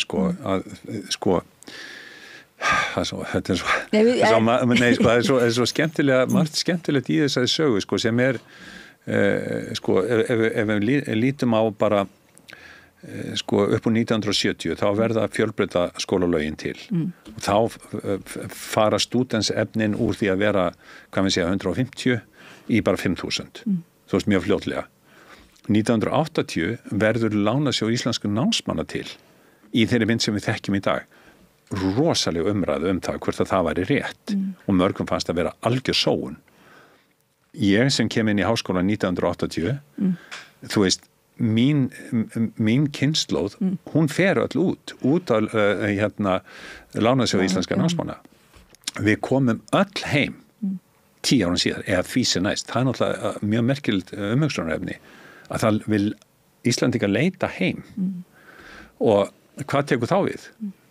Rannsóknarsjóður verður til í þeirri mynd sem við þekkjum í dag, Rannís, til þess að einmitt að nýta menntun og tækifæri þessa fólks. Og þegar ég gekk fyrir Alþingi til þess að reyna að fá fjármagn fyrir Reykjavíkur-akademíu, þá rakti ég þessa sögu og spurði svo, hvað verður til árið 2000? Þið bjöggu til Reykjavíkur-akademíuna með reglum og lögum hérna frá Alþingi. Og þetta virkaði vel. Menn sáu, þannig bara, þetta er hluti af okkur í keðju. Og við bjöggum hérna, við vorum bara nokkuð sem fórum að hittast 1907, stofnuðum sem Reykjavíkur-akademíuna og Ágúst Þór Árnason var nú eiginlega svona aðalhvatamaðurinn að þessu og ég var kosin í stjórn þarna, það voru ásamt mjög góðu fólki, skemmtilegu fólki, Árna Daniel Júlíusinni og Sigríður Matthíasdóttir og Anna Dís Greta Rúdolfsdóttir, frábært fólk og hópurinn sem kom, við fengum sem sagt, ég ætla ekki að segja þessu hvernig við fengum húsnæðið. Nei. Því að það er mjög íslenskt í raun og veru. En maðurinn á bakvið það var Geir Haarde, sem þá var fjármálaráðherra og ég hafði raunverulega séð, mér hafði verið bent á að JL-húsið, 4. hæðin eða 3. hæðin í JL-húsinu stæði auð, að því hún hafði verið tekin á leigu til 10 ára fyrir siglingamálastofnun held ég hafi verið. Hún var svo sameinuð vit- og hafnamálastofnunni og var komið fyrir í Kópavogi. Þannig að þetta húsnæði stóðu autt. Ég hitti Geir Haarde í bæ og kynni mig, ég þekkti hann ekki neitt. Og hann segi bara, komdu til mín á skrifstofuna á morgun, 7:00. Og það er bara samningar gangu eftir. Ég bara óskaði eftir að fá að fara það inn og sjá hvort við getum ekki tekið yfir leiguna. Og hann var mikill stuðningsmaður Reykjavíkur-akademíu, sjálfur menntaður og þú veist. En hópurinn sem kom inn, það var fólk sem var nýbúið með doktorspróf, það var fólk sem var að skrifa doktorsritgerðir sínar, það var fólk með mjög mikla reynslu í akademíu, þú veist, Þorleifur Hauksson, Viðar Hreinsson, svona topp fólk algjört. Og síðan voru bara fólk sem var að vinna MA og B-ritgerðir, nemendur okkar. Ég meina, ég dró mína nemendur þarna inn í stórum hópum, sko. Og þetta varði náttúrulega alveg rosalega dýnamist samfélag og hafði gríðarleg áhrif á hvernig ég bara hugsaði fræðin því að þarna var fólk úr félags- og hugvísindunum og hafði bara þetta var fólk sem var að spyrja mjög svipaðar spurningar og ég, bara eins og við vorum að tala þig. Þú veist, þegar þú ert að velta fyrir þig bara á hverju byggja söfnin. Ég meina, hvernig verður safn til? Og ég hugsaði bara, vá, heyrðu, þetta er bara akkurat spurningi sem ég hef verið að reyna að móta sjálfur á þess að koma alveg auga á hana. Þú bara fórst hæði neðar ef við getum orðað þannig. Já, þarna náttúrulega var bara einmitt, gæti maður talað svona einhverju spurningar eða spurninga og algjörlega þvert á, þetta var þetta þverfaglega, þetta jákvæða þverfaglega sem að hann síðan hefur fundist kannski aðeins verða svolítið útvatnað svona hugsunum þetta þverfaglega, eða ég veit ekki. Jú, ég meina, þetta var orð sem var mjög vísað til þegar í mínu doktorsnámi, en varð aldrei neitt úr því, að því það var engin samræða í raun og veru. En þarna var samræða, bara við hátíðisverðarborðið það bara við vorum að borða saman. Þú veist, við fengum okkur kaffi saman, ég meina við héldum fundi saman. Þú veist, við vorum að spá í spilin. Og þetta gaggrína, og það mætti gaggrína og mætti ég meina, við vorum með sleggjuna á Háskóla Íslands og ég meina, hvað svo rantaði þessu að Páll Skúlason, sem var minn gamli prófessor, kallaði í mig á fund og bara bað mig að hætta að gagnrýna háskólann svona. Og ég bara, ég var nú eiginlega bara alveg, ég var nú hættu sem formaður þá akademíunar og var mjög hissa, sko, og sagði Páll, ég meina, þú veist, hvað snýst þetta þá, ef við erum ekki, sko, ef við getum ekki hafið upp í gagnrýnisrandir það sem er að gerast hér. En og það var full ástæða til þess. Honum hefur þótt einhvern nátt óvægin eða svona. Já, ég við bara, það var ekki bara ég, það var bara allur hópurinn, sko. En nú ert þú orðin prófessor í Háskóla Íslands og ertu þá bara orðin þægur og já, nú er ég alveg það heyrist nú minna í þér svona, þú ert ekki rífur ekki eins mikið kjaft. Sko, það sem hefur gerst eiginlega, það gerðist þarna 2007 eftir sögustríðið, þá dró ég mig eiginlega, sko, þá bara ákvaði ég, þú veist, ég get ekki staðið þess endalaust. Ég get ekki verið reiði kallinn, þú veist, og lamið mína kollega sem er bara margir bara gamli kennarar mínir. og ég hugsaði með mér, nú bara hérna slútta í þessu. Lagði fram þarna á 10 ára afmæli Reykjavíkurakademíunnar 2007 2 bækur til doktorsvarnar. Það voru bækurnar Fortíðardraumar og sjálfsögur sem fjallar sjálfsbókmenntir og það bara fengi engar umræðu þessar bækur og ég bara hugsaði bara, hvað í gangi hérna?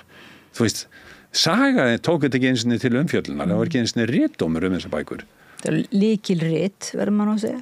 Svona? Já, ég meina, ég var búin að vera með þetta í smíðum í 10 ár og ég skipti þeim í 2, sko,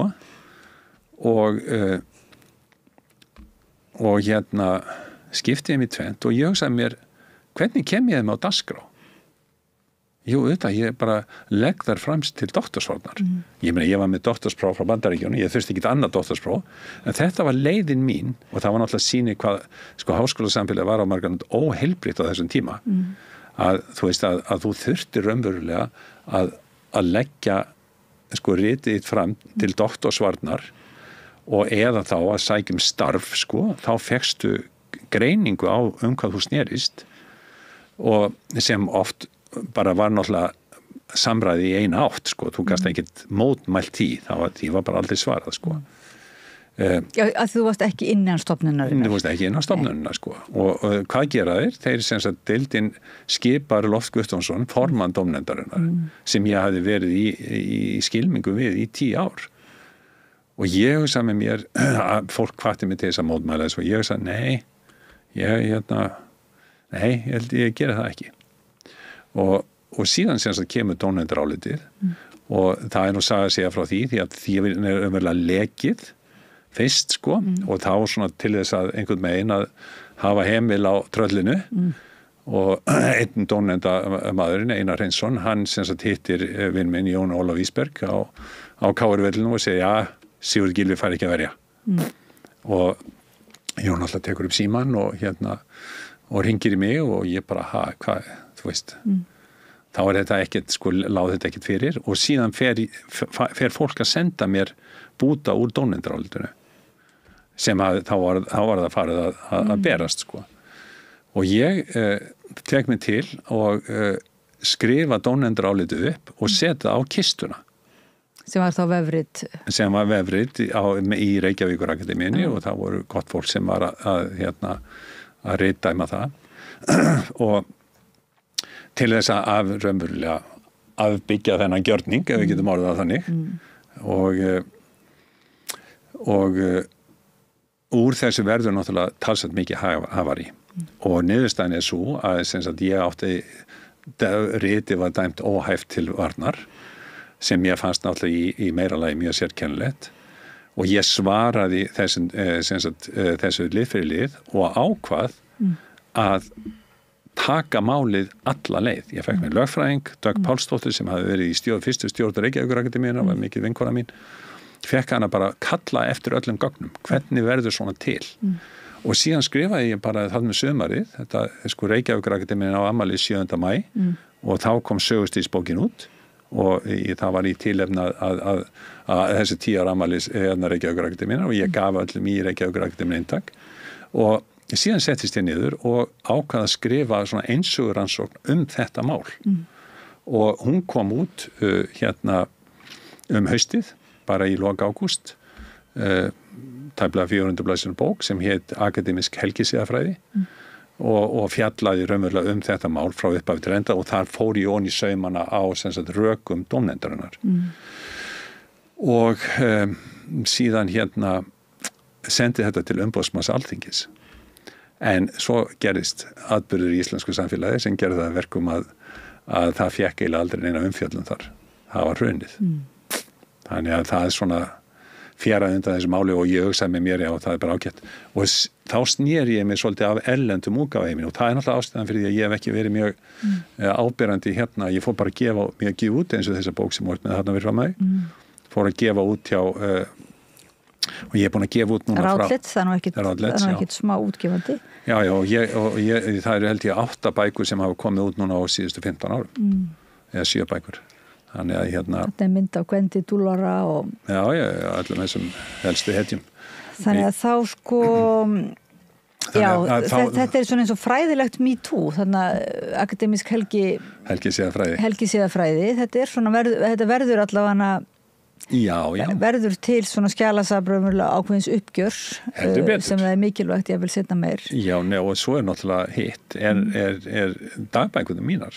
Já. Ég meina, þú veist, ég færðist náttúrulega, ég byrja þegar ég byrja með svona hugsunarbók 96 og svo þegar ég kom sem formaður Sagnfræðingafélagsins 12. september 1998 þá byrja ég að skrifa dagbók, bara að halda svona fundagerðabók raunverulega. Ég á þessum fundi, gerði þetta og þetta náttúrulega þegar Reykjavík-Akademían að vera til og síðan bara færist ég allir í aukana. Ég fer að leysa mín persónulegu mál og líka bara akademisk mál, hvernig hugmyndir að vera til og ég fylgi þeim eftir og svo framvegis sko.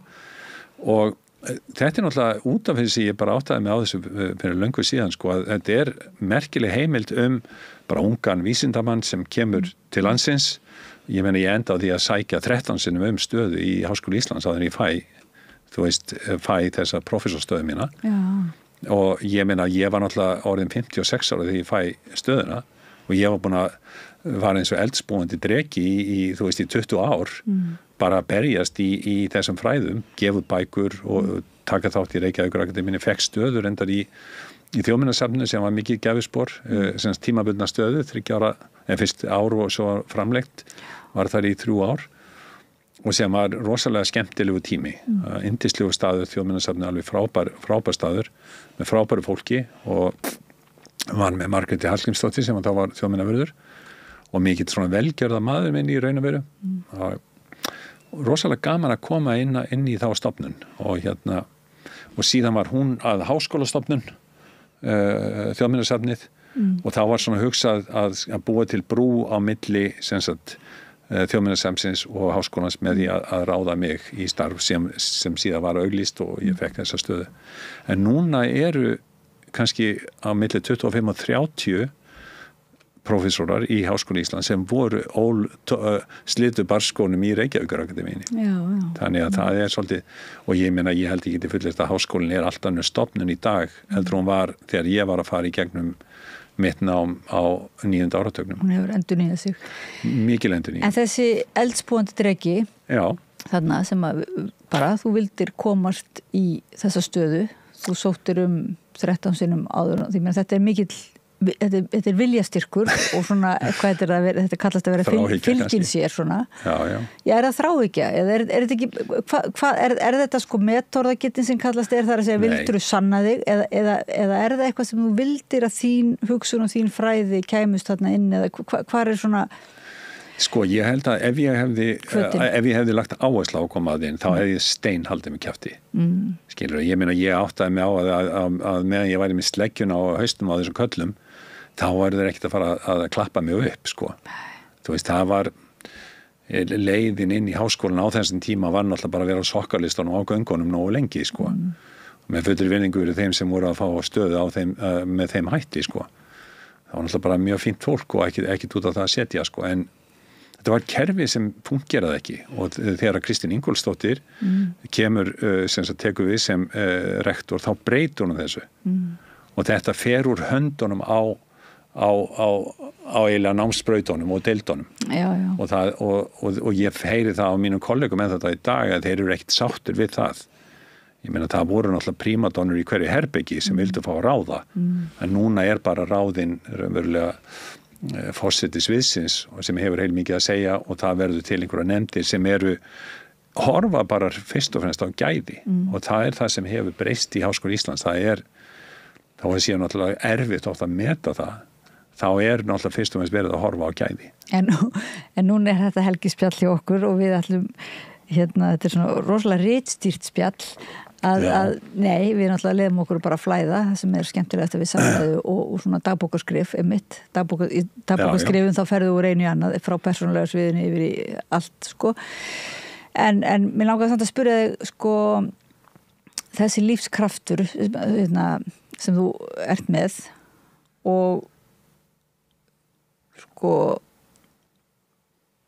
þú notar hann í gagnrýni uppbyggingu náttúrulega, það alltaf greinlega svona bæði uppbygging, þú ert að byggja þarna upp og gefa út og hérna í samræði mikilli, búa til samfélag, það verða til samfélag í kringum þig, það svona nokkuð ljóst og ekki þar sem þú ert einmitt bara aðalstjarn, þú einspilar ekki sko, þú veist, heldur verður til samræða allavega að manni hefur skilist sko.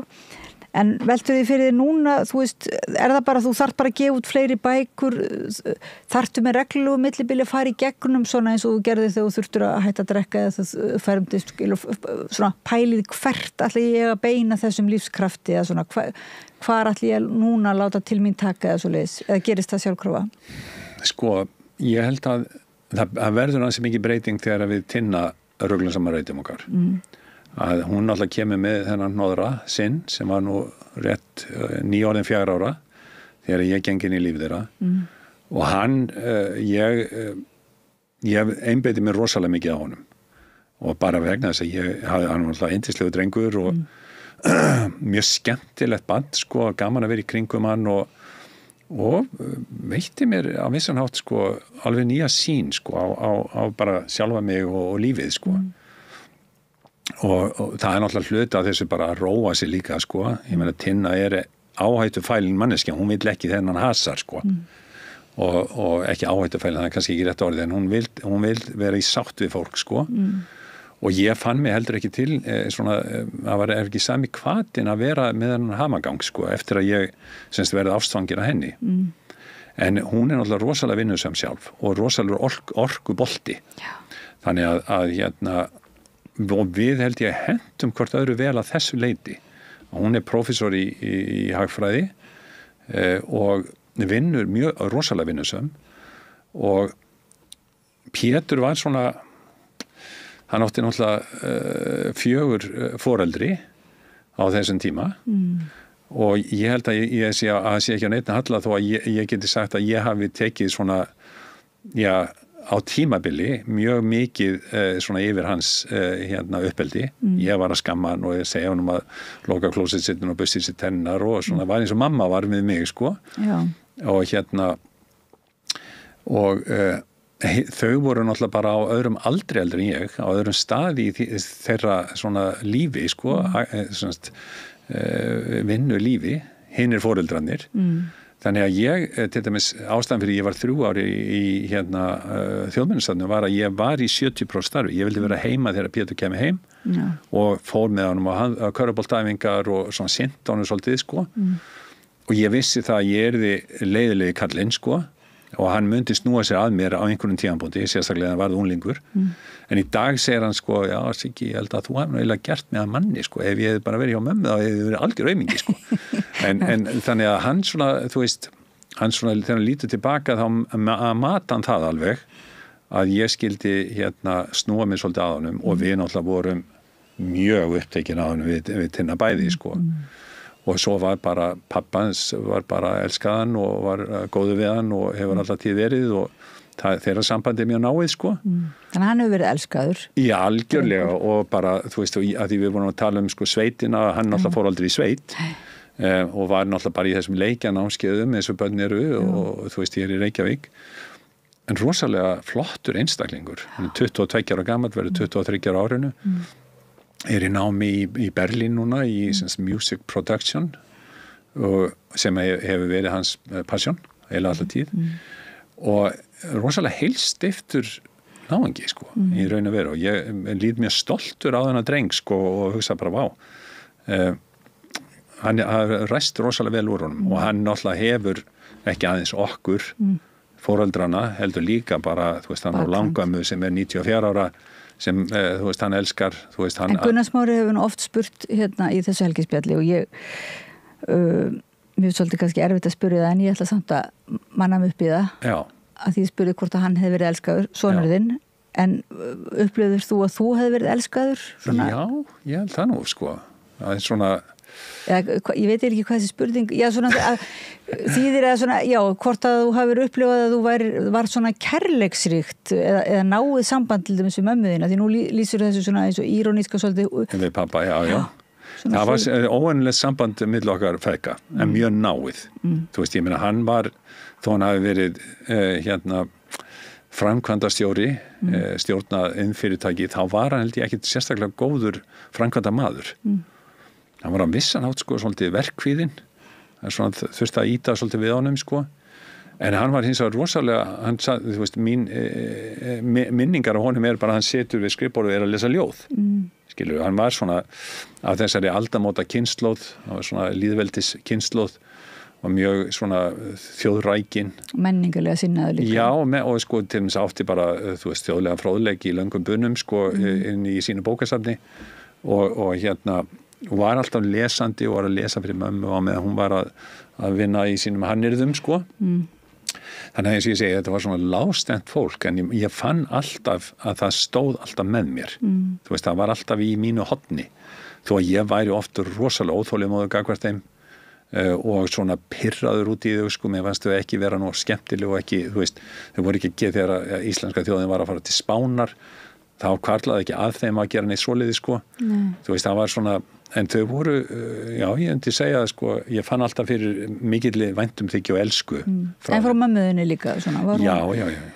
Já, eiginlega opinn og gattu rætt við hann? Já, við vorum eiginlega bara talsett náinn sko, því að Karl faðir minn var lenti nú í talsverðum sko fjárhagslegum remmingum, að hafi skrifað upp á fyrir bræðu sína, þannig að ég var svona mikið í æsku minni, þá var raunverulega alltaf verið að bjóða sko, undirbúa það að heimili væri boðið upp eða húsi væri selt sko og pabbi sagði aldrei neitt sko hann var náttúrulega einn af þessum sem hélt bara sínu sko fór úr bólnum og gróð sig í fönn sko en mamma, hún sagði mér alltaf hvað var í gangi sko og það hafði rosalega mikil áhrif á mig raunverulega hvernig ég bara kom fram innan fjölskyldunar skilurðu, að ég áttaði með að það voru erfiðleikar og hann lagði rosalega áherslu, ríka áherslu á að halda þessu húsi þeirra sem þau höfðu byggt sko og sem svona eftir á ekki var náttúrulega bara algjör vitleysa, þau höfðu náttúrulega bara átt að selja það og fá sér góða íbúð einhvers staðar sko en sem sagt það voru bræður hans sem hann hafði skrifað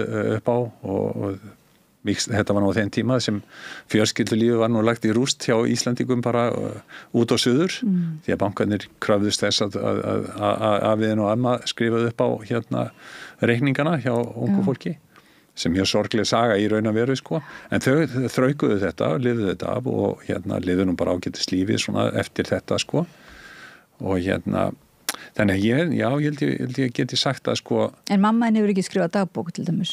Nei, hún gerði það ekki og ég held sko að það mjög lítið skrifað eftir að hafa hreinsað út allt sko allt sem svona skriflegt var þau voru mjög prívat fólk sko og það eru náttúrulega í raun og veru mjög mikil furða hvernig við bræður þróðumst því að við erum eiginlega allt aðrar mannskepnur heldur en þau og miklu svona, þú veist, á útopnu einhvern megin alveg frá út á suður sko en báðu tveir sko þó að sér aldurspil á milli okkar Helga sko og það er sama með hann sko hann var svona þó að við værum oft í svona í einhvern stríðsham sko þá fann ég alltaf sko hann stóð alltaf með mér sko þó að við værum á öndveri meiðum bara mjög margt sko og áttum fátt sameiginlegt framan af sko þá tengsl okkar sterk sko. Það ekki einmitt þetta sterka svona líka í fræðilegu debatti og að leyfa sér að takast á en að vera samt einhvern veginn að treysta því að það sé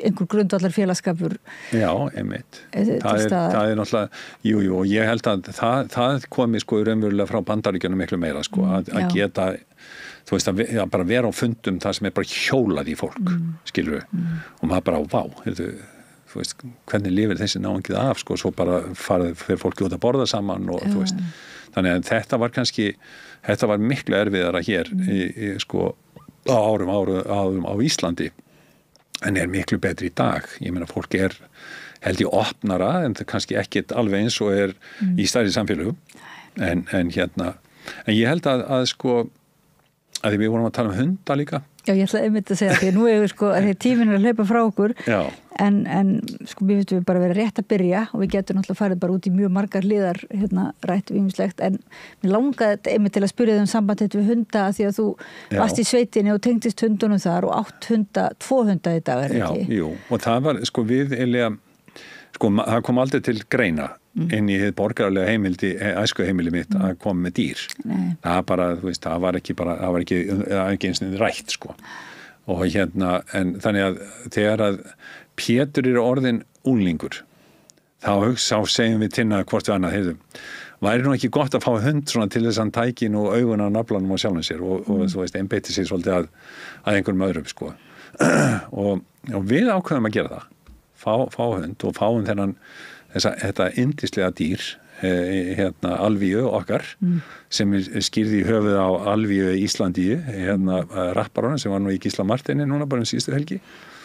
En hún var ábeinandi þarna fyrir 7 árum þegar við fengum Alvíu sem Golden Retriever hundur.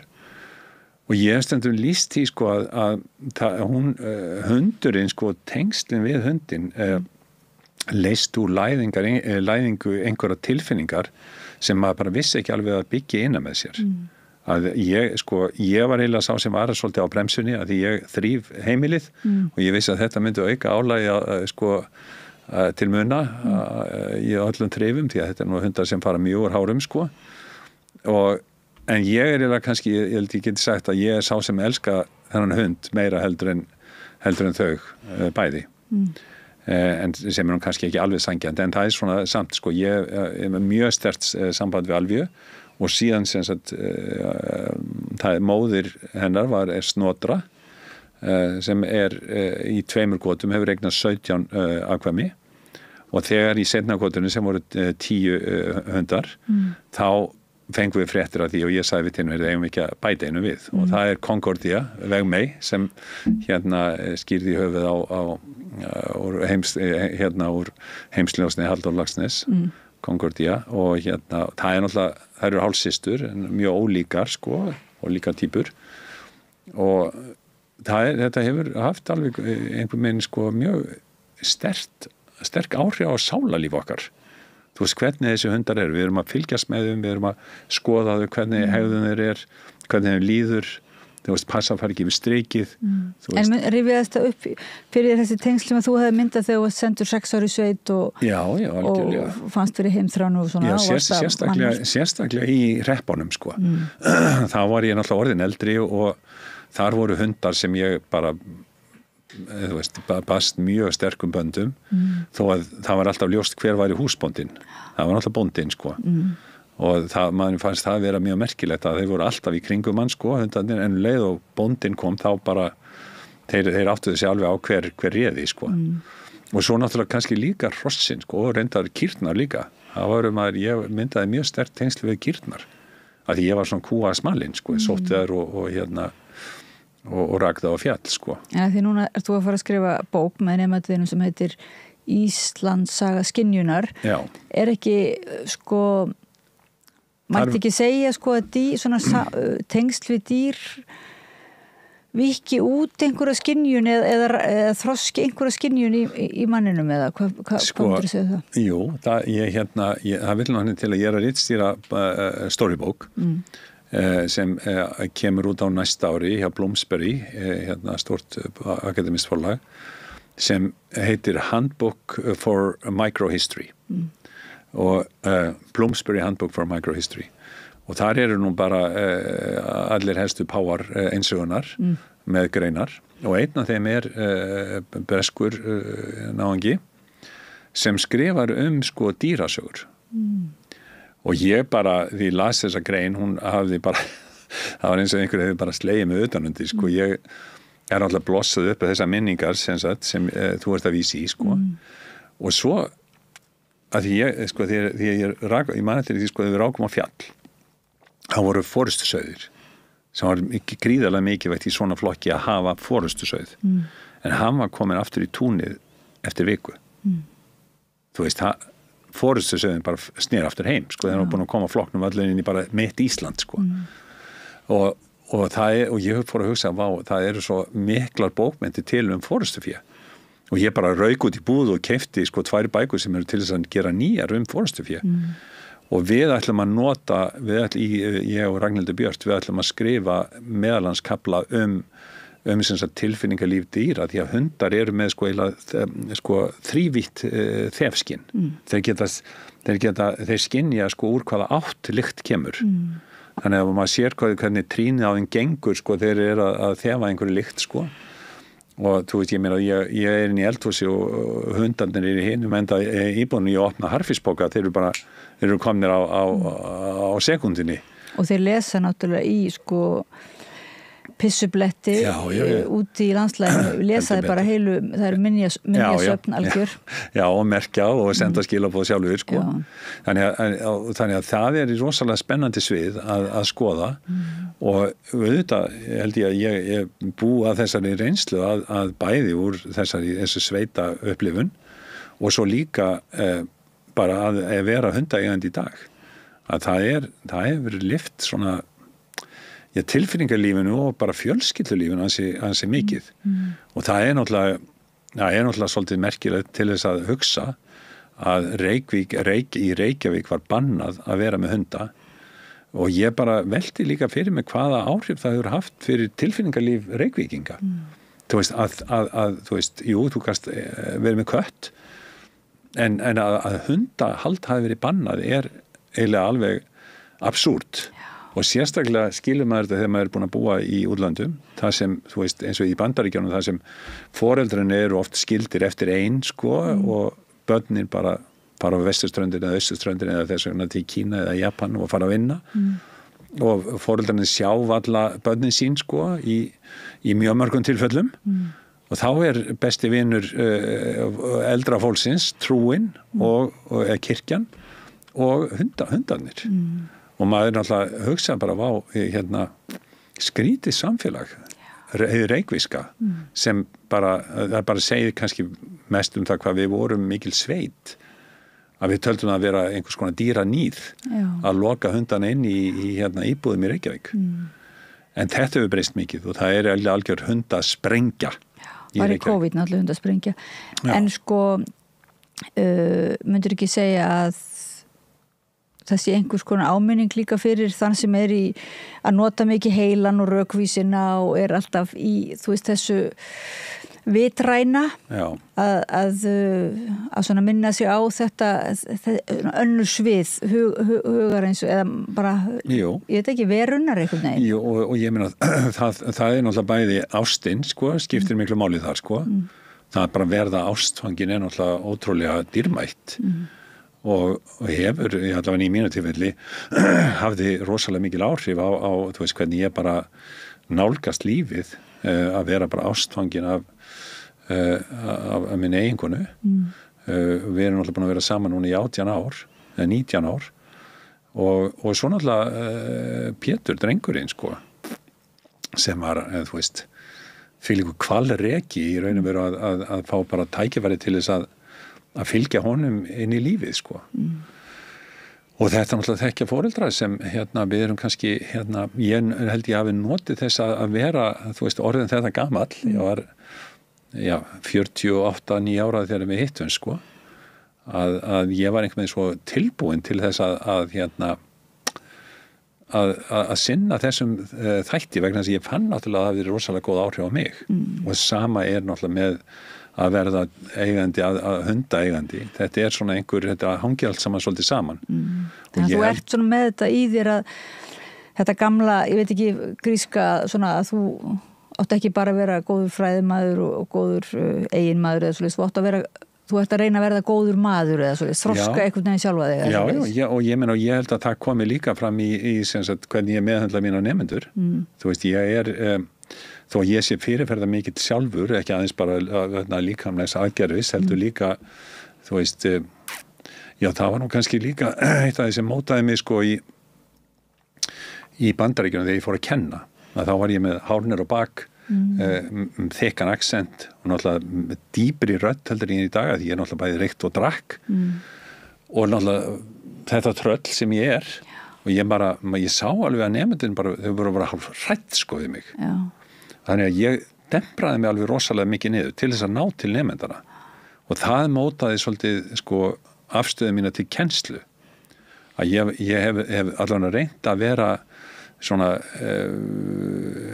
þess vegna bara félagið þeirra og koma til móts við þau og vinna með þeim og ég hef alltaf verið með mikið bara rosalega flottum nemendum í kringum mig sem ég tek mitt hlutverk mjög alvarlega sem kennari en ástæðin náttúrulega svo að þau gefa mér svo mikið og ég segi þetta stundum í sambandi við kollega minn og vin Davíð Ólafsson sem var nemandi minn að hann var náttúrulega pönkari hann var í pönkljónsveit, sagt móðir og ég fann að þó að við varum í handritaransóknum 18. og 19. aldar þá kom hann alltaf með mingil sem ég hafði aldrei hugsað út í af því það bara þessi aldursmunur á okkur og bara líka þessi menningamunur og sama á við mjög marga af mínu nemendum að þeir eru þó að ég komi með ákveðna reynslu og efni og inn í okkar samstarf þá eru þau og ég alltaf að segja við þau þið hafið svo mikið að gefa í svona sambandi eins og okkar. Þetta gagnkvæm tengsl kennsla það ekki? Þetta svona heldur betur Þetta rosaleg tengsl og sem náttúrulega ef maður fer út í rómantíkin þá þetta einhvers konar ástarsamband án þess að vera ástarsamband og svo náttúrulega hefur MeToo afhjúpað það oft eru þarna einhverju ólöglegar ástir og alls konar sem á ekkert að vera en sjálft sambandið mjög það mjög sterkt getur verið ástríðufullt og maður heyrir það náttúrulega að þú nálgast eiginlega öll viðfangsefni að mikill ástríðu svona en upplifir og þú þurfir að alltaf eins og vera hemjaði eins og þetta þegar þú ert að kynnast konunni þinni, Tinnulöfu og þú ert búin að involvera vinkonur hennar og biðar að láta fá sín samskipti og ég meina var ekki þessi hætta og bara einhvern veginn að hún myndi upplifa að hún myndi bara ykkar samband myndi kafferast í einhverju svona skýrslu eða útgáfu ég bætti nú ég hefði nátt að bæta við ég fekk mér náttúrulega tattoo líka sem var sæhesturinn sem þú lest mig fá og ég setti það á leggina mér og þannig að ég náttúrulega hugsaði mér þessi mannski bara tekur til fótana þegar hún sér þetta allt saman en hún lét sér nú hafa þetta sem betur fyrr þannig að það var svona en betur sæhesturinn sem ég gaf þér sæhest í afmælisgjöf og svo rættum við svolítið og sæhesturinn á fyrstu bókinni alveg rétt, en það var að ég hefði keypt þér hann sæhest í New York og þá var ég alltaf að velta fyrir mér þegar ég kynntist fólki hvers konar dýra eðli væri og mér fannst einhvern veginn þetta sæhesta eðli væri í þér en það eru auðvitað fleiri dýr þetta er bara eitt en ég í sambandi við þessi tengsl að þegar ég fer í gegnum Háskóla Íslands á 9. áratugnum þá voru náttúrulega kallarnir ég veit, þú ekki ég tala, þú hlustar svo kem ég til Bandaríkjanna og ég náttúrulega, þú veist, alin upp í þessum að þessi gert grína fólki sem getur ekki tala rétt saman sem mannst nú eftir þegar Guðni Kolbeins beygði vittlust eitthvað orð og var með íslenskt mál og alltaf að segja af sér og það þurfti Nóbelsverðlauna hafa hann til þess að taka við síman og hvetja hann til þess að vera áfram og ég bara segi ekki orð fyrstu 2 mánuðina í doktorsnáminu það er bara yfirmaður deildarinnar hefur samband við mig og kalla mig fyrir sig og segir, heyrðu, þeir segja mér að þú tjáir þig ekkert í tímum þú áttar þig á því að þú bara missa styrkin sem var bara, ég var með góðan styrk í þessu námi ef þú byrjar ekki að tjá þig og ástæðan er svo að við viljum heyra hvað þú hefur að segja og ég náttúrulega bara labbaði út og bara byrjaði að tala og hef ekki stoppað síðan en þannig að það var bara líka þessi skilningur við erum að lesa þessa grein ég vil heyra hvað þú hefur til mála að leggja þú veist, ég var með heimsfrægum sagnfræðingum sem vildu fá að vita hvernig ég upplifði þetta og það hefur verið svolítið leiðarstef í minni kennslu ég hef áhuga að heyra hvað þú hefur að segja þú veist, að þú sagðir að ég var í góðu hlustandi og það er mikið meðmæli ef það er rétt ég man bara eftir því að minni eigin reynslu það spjallt sig ekki um mig að þá þegar ég mitt kom úr námi þá voru ekkert svo margir sem höfðu í alvöruna áhuga á því sem maður hefði verið að gangi gegnum fræðilega og kannski persónlega og það mátti ég meira þess að hafði verið mjög hrædd við rottur talandi um dýr en hafði svona skynjað Alveg rétt. Man skipti þessu ykkur umræðu að ég hefði séð í neðanjarðarlestunum í New York að þá sá maður stundum rottur og þá sá maður hvað það voru sko falleg dýr þegar það voru svona eins og með ungana hvað það voru kærleiksríkar mæðurnar og svo leiðis. Já. Þannig að maður gæti einhvern veginn, það var svolítið merkilegt að Þú gæst með bókum rottur og ég með ennþá með diskamottu sem rottu diskamottu. En sko, þannig að það var svolítið merkilegt að fá að þú hafði sko einlegar áhuga á því sem að maður hafði að segja fræðilega og svo mætti maður líka einmitt segja nokkra svona dýrasögur með. Það var bara ekkert alveg, það er bara alls ekki sjálfgefið ekki fræðaheiminum en ég bara almennum samskiptum. Nei, ég held að það er sem sagt ég stundum finnst ég að vera mjög yfirþyrmandi í samskipti við fólk sko að ég bæði hef skoðanir og svona sko en á sama tíma sko hef ég áhuga á einmitt bara, ég teki þetta svolítið alvarlega þú veist þessa ábendingu yfir maður steildarinnar sko, ég meina við höfum áhuga á að heyra hvað þú hefur að segja, þetta var bara mjög vinsanleg ábending og ég bara hugsa, ég bara er stattur í öðrum menningar heimi.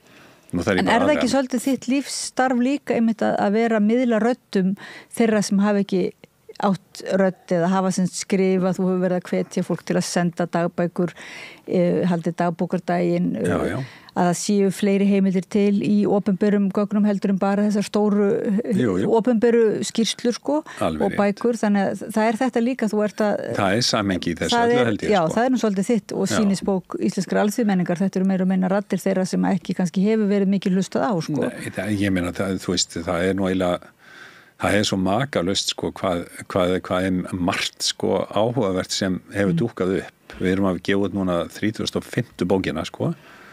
Við gáum út fyrir nokkrum árum með aðstæðni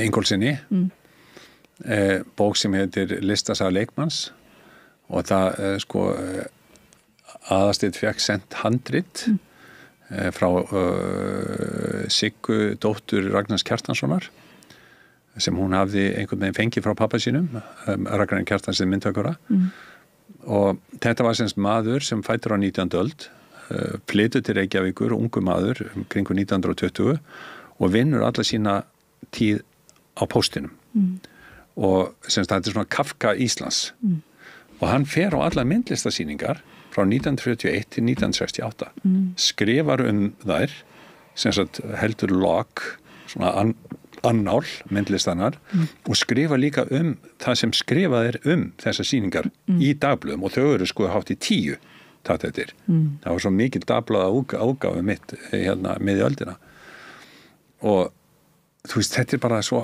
stórkostlega sín stórkostlega heimild á lista heiminn þetta er bara maður sem vinnur sem fulltrúi hjá póstinum greinlega mjög vel gerður, hann var mjög áhersamur á músík líka hann var einn af pósturunum 12 í músíkheiminum og þannig að hann var þekktur innan þessa geira en sem sagt hann fer á alla myndlistasýningar, þær voru náttúrulega ekki eins margar orðið í dag og skrifar þær og við gáum þessa bók út, hún hefur ekki fengið mjög náðu mikilvæg athygli en þetta er dæmi þú veist, rödd sem ég meina lista mikilvæg rödd sem en þarf ekki ennþá einmitt að vinna svolítið í því bara í hugarfari fólks að samfæra fólk að þeirra rödd og þeirra sýnsi og þeirra saga og reynsla sé mikilvæg. Mér finnst allavega hérna ef maður kallar fólk til að rauðaborðinu það þarf ofta að samfæra fólk svolítið að það skiptir máli. Já, það skiptir máli hvað það segir sko það er þessi svona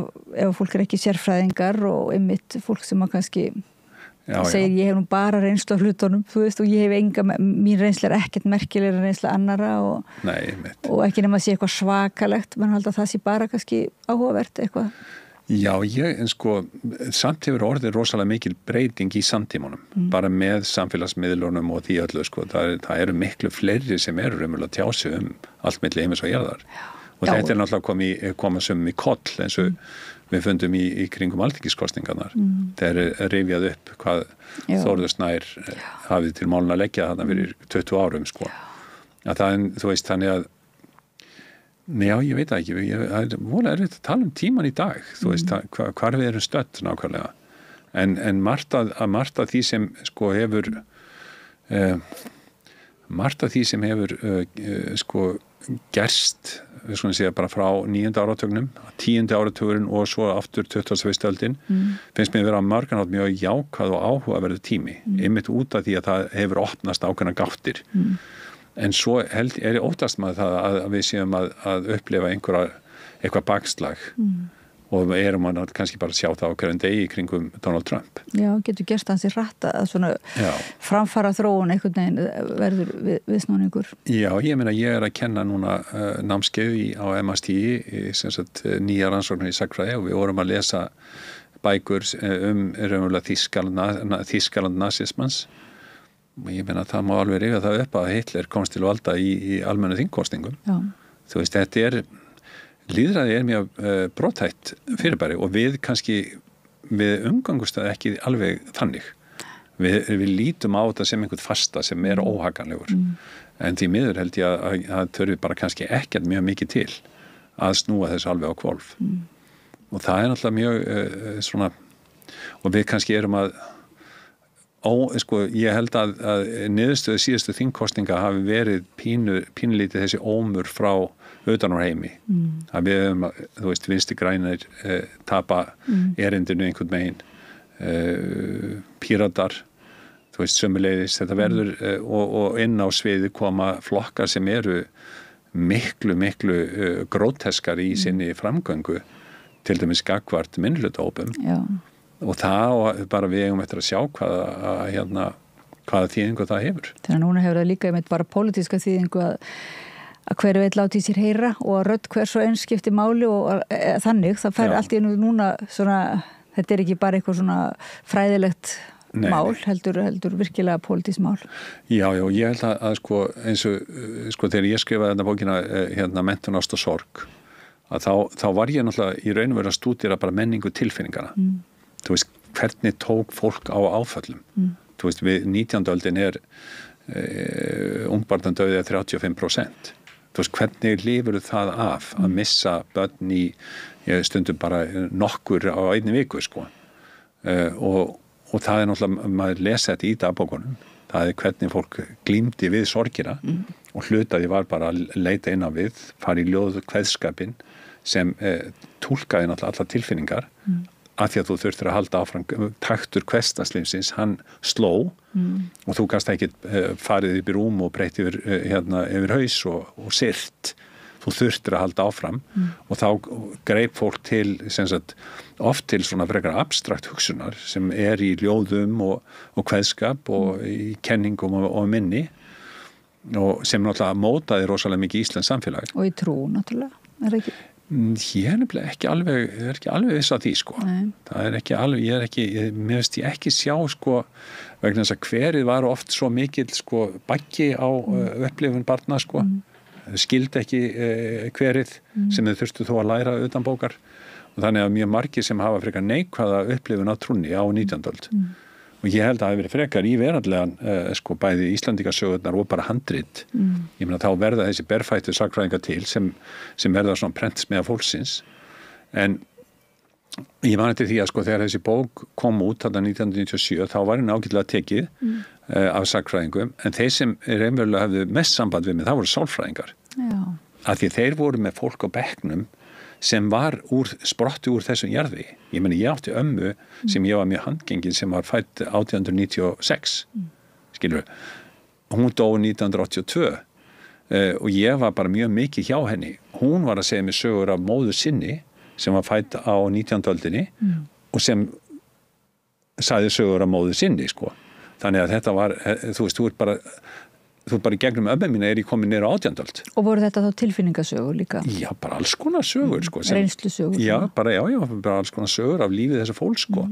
Þetta voru sjómenn og mistu bræður og eigimenn og þú veist, ég vil móður mín, afi minn var, sem sagt, var tóraskipstjóri og sildi með þessi stríðinu og mamma sagði mig til dæmis mjög talsett mikið að því, sko, hvað hræðslan við að fá fréttir af láti hans að því það var náttúrulega bræður ömmu minnar höfðu farist sko í halaveðrinu og og þannig að þetta svona minni sem sem hefur áhrif á hvernig, að við erum að tala um tilfinningarlíf, hvort maður sé elskaður eða þú veist hvers konar tilfinningarlífi við lifum að þessi fortíð, þessi íslandsaga skynjunar hún skiptir svo miklu máli til þess að skilja hvernig lífi við lifum í dag og þetta það sem við Ragnhildur Björtu ætlum að gera í og við ætlum að skoða lykt sérstaklega en kannski líka bara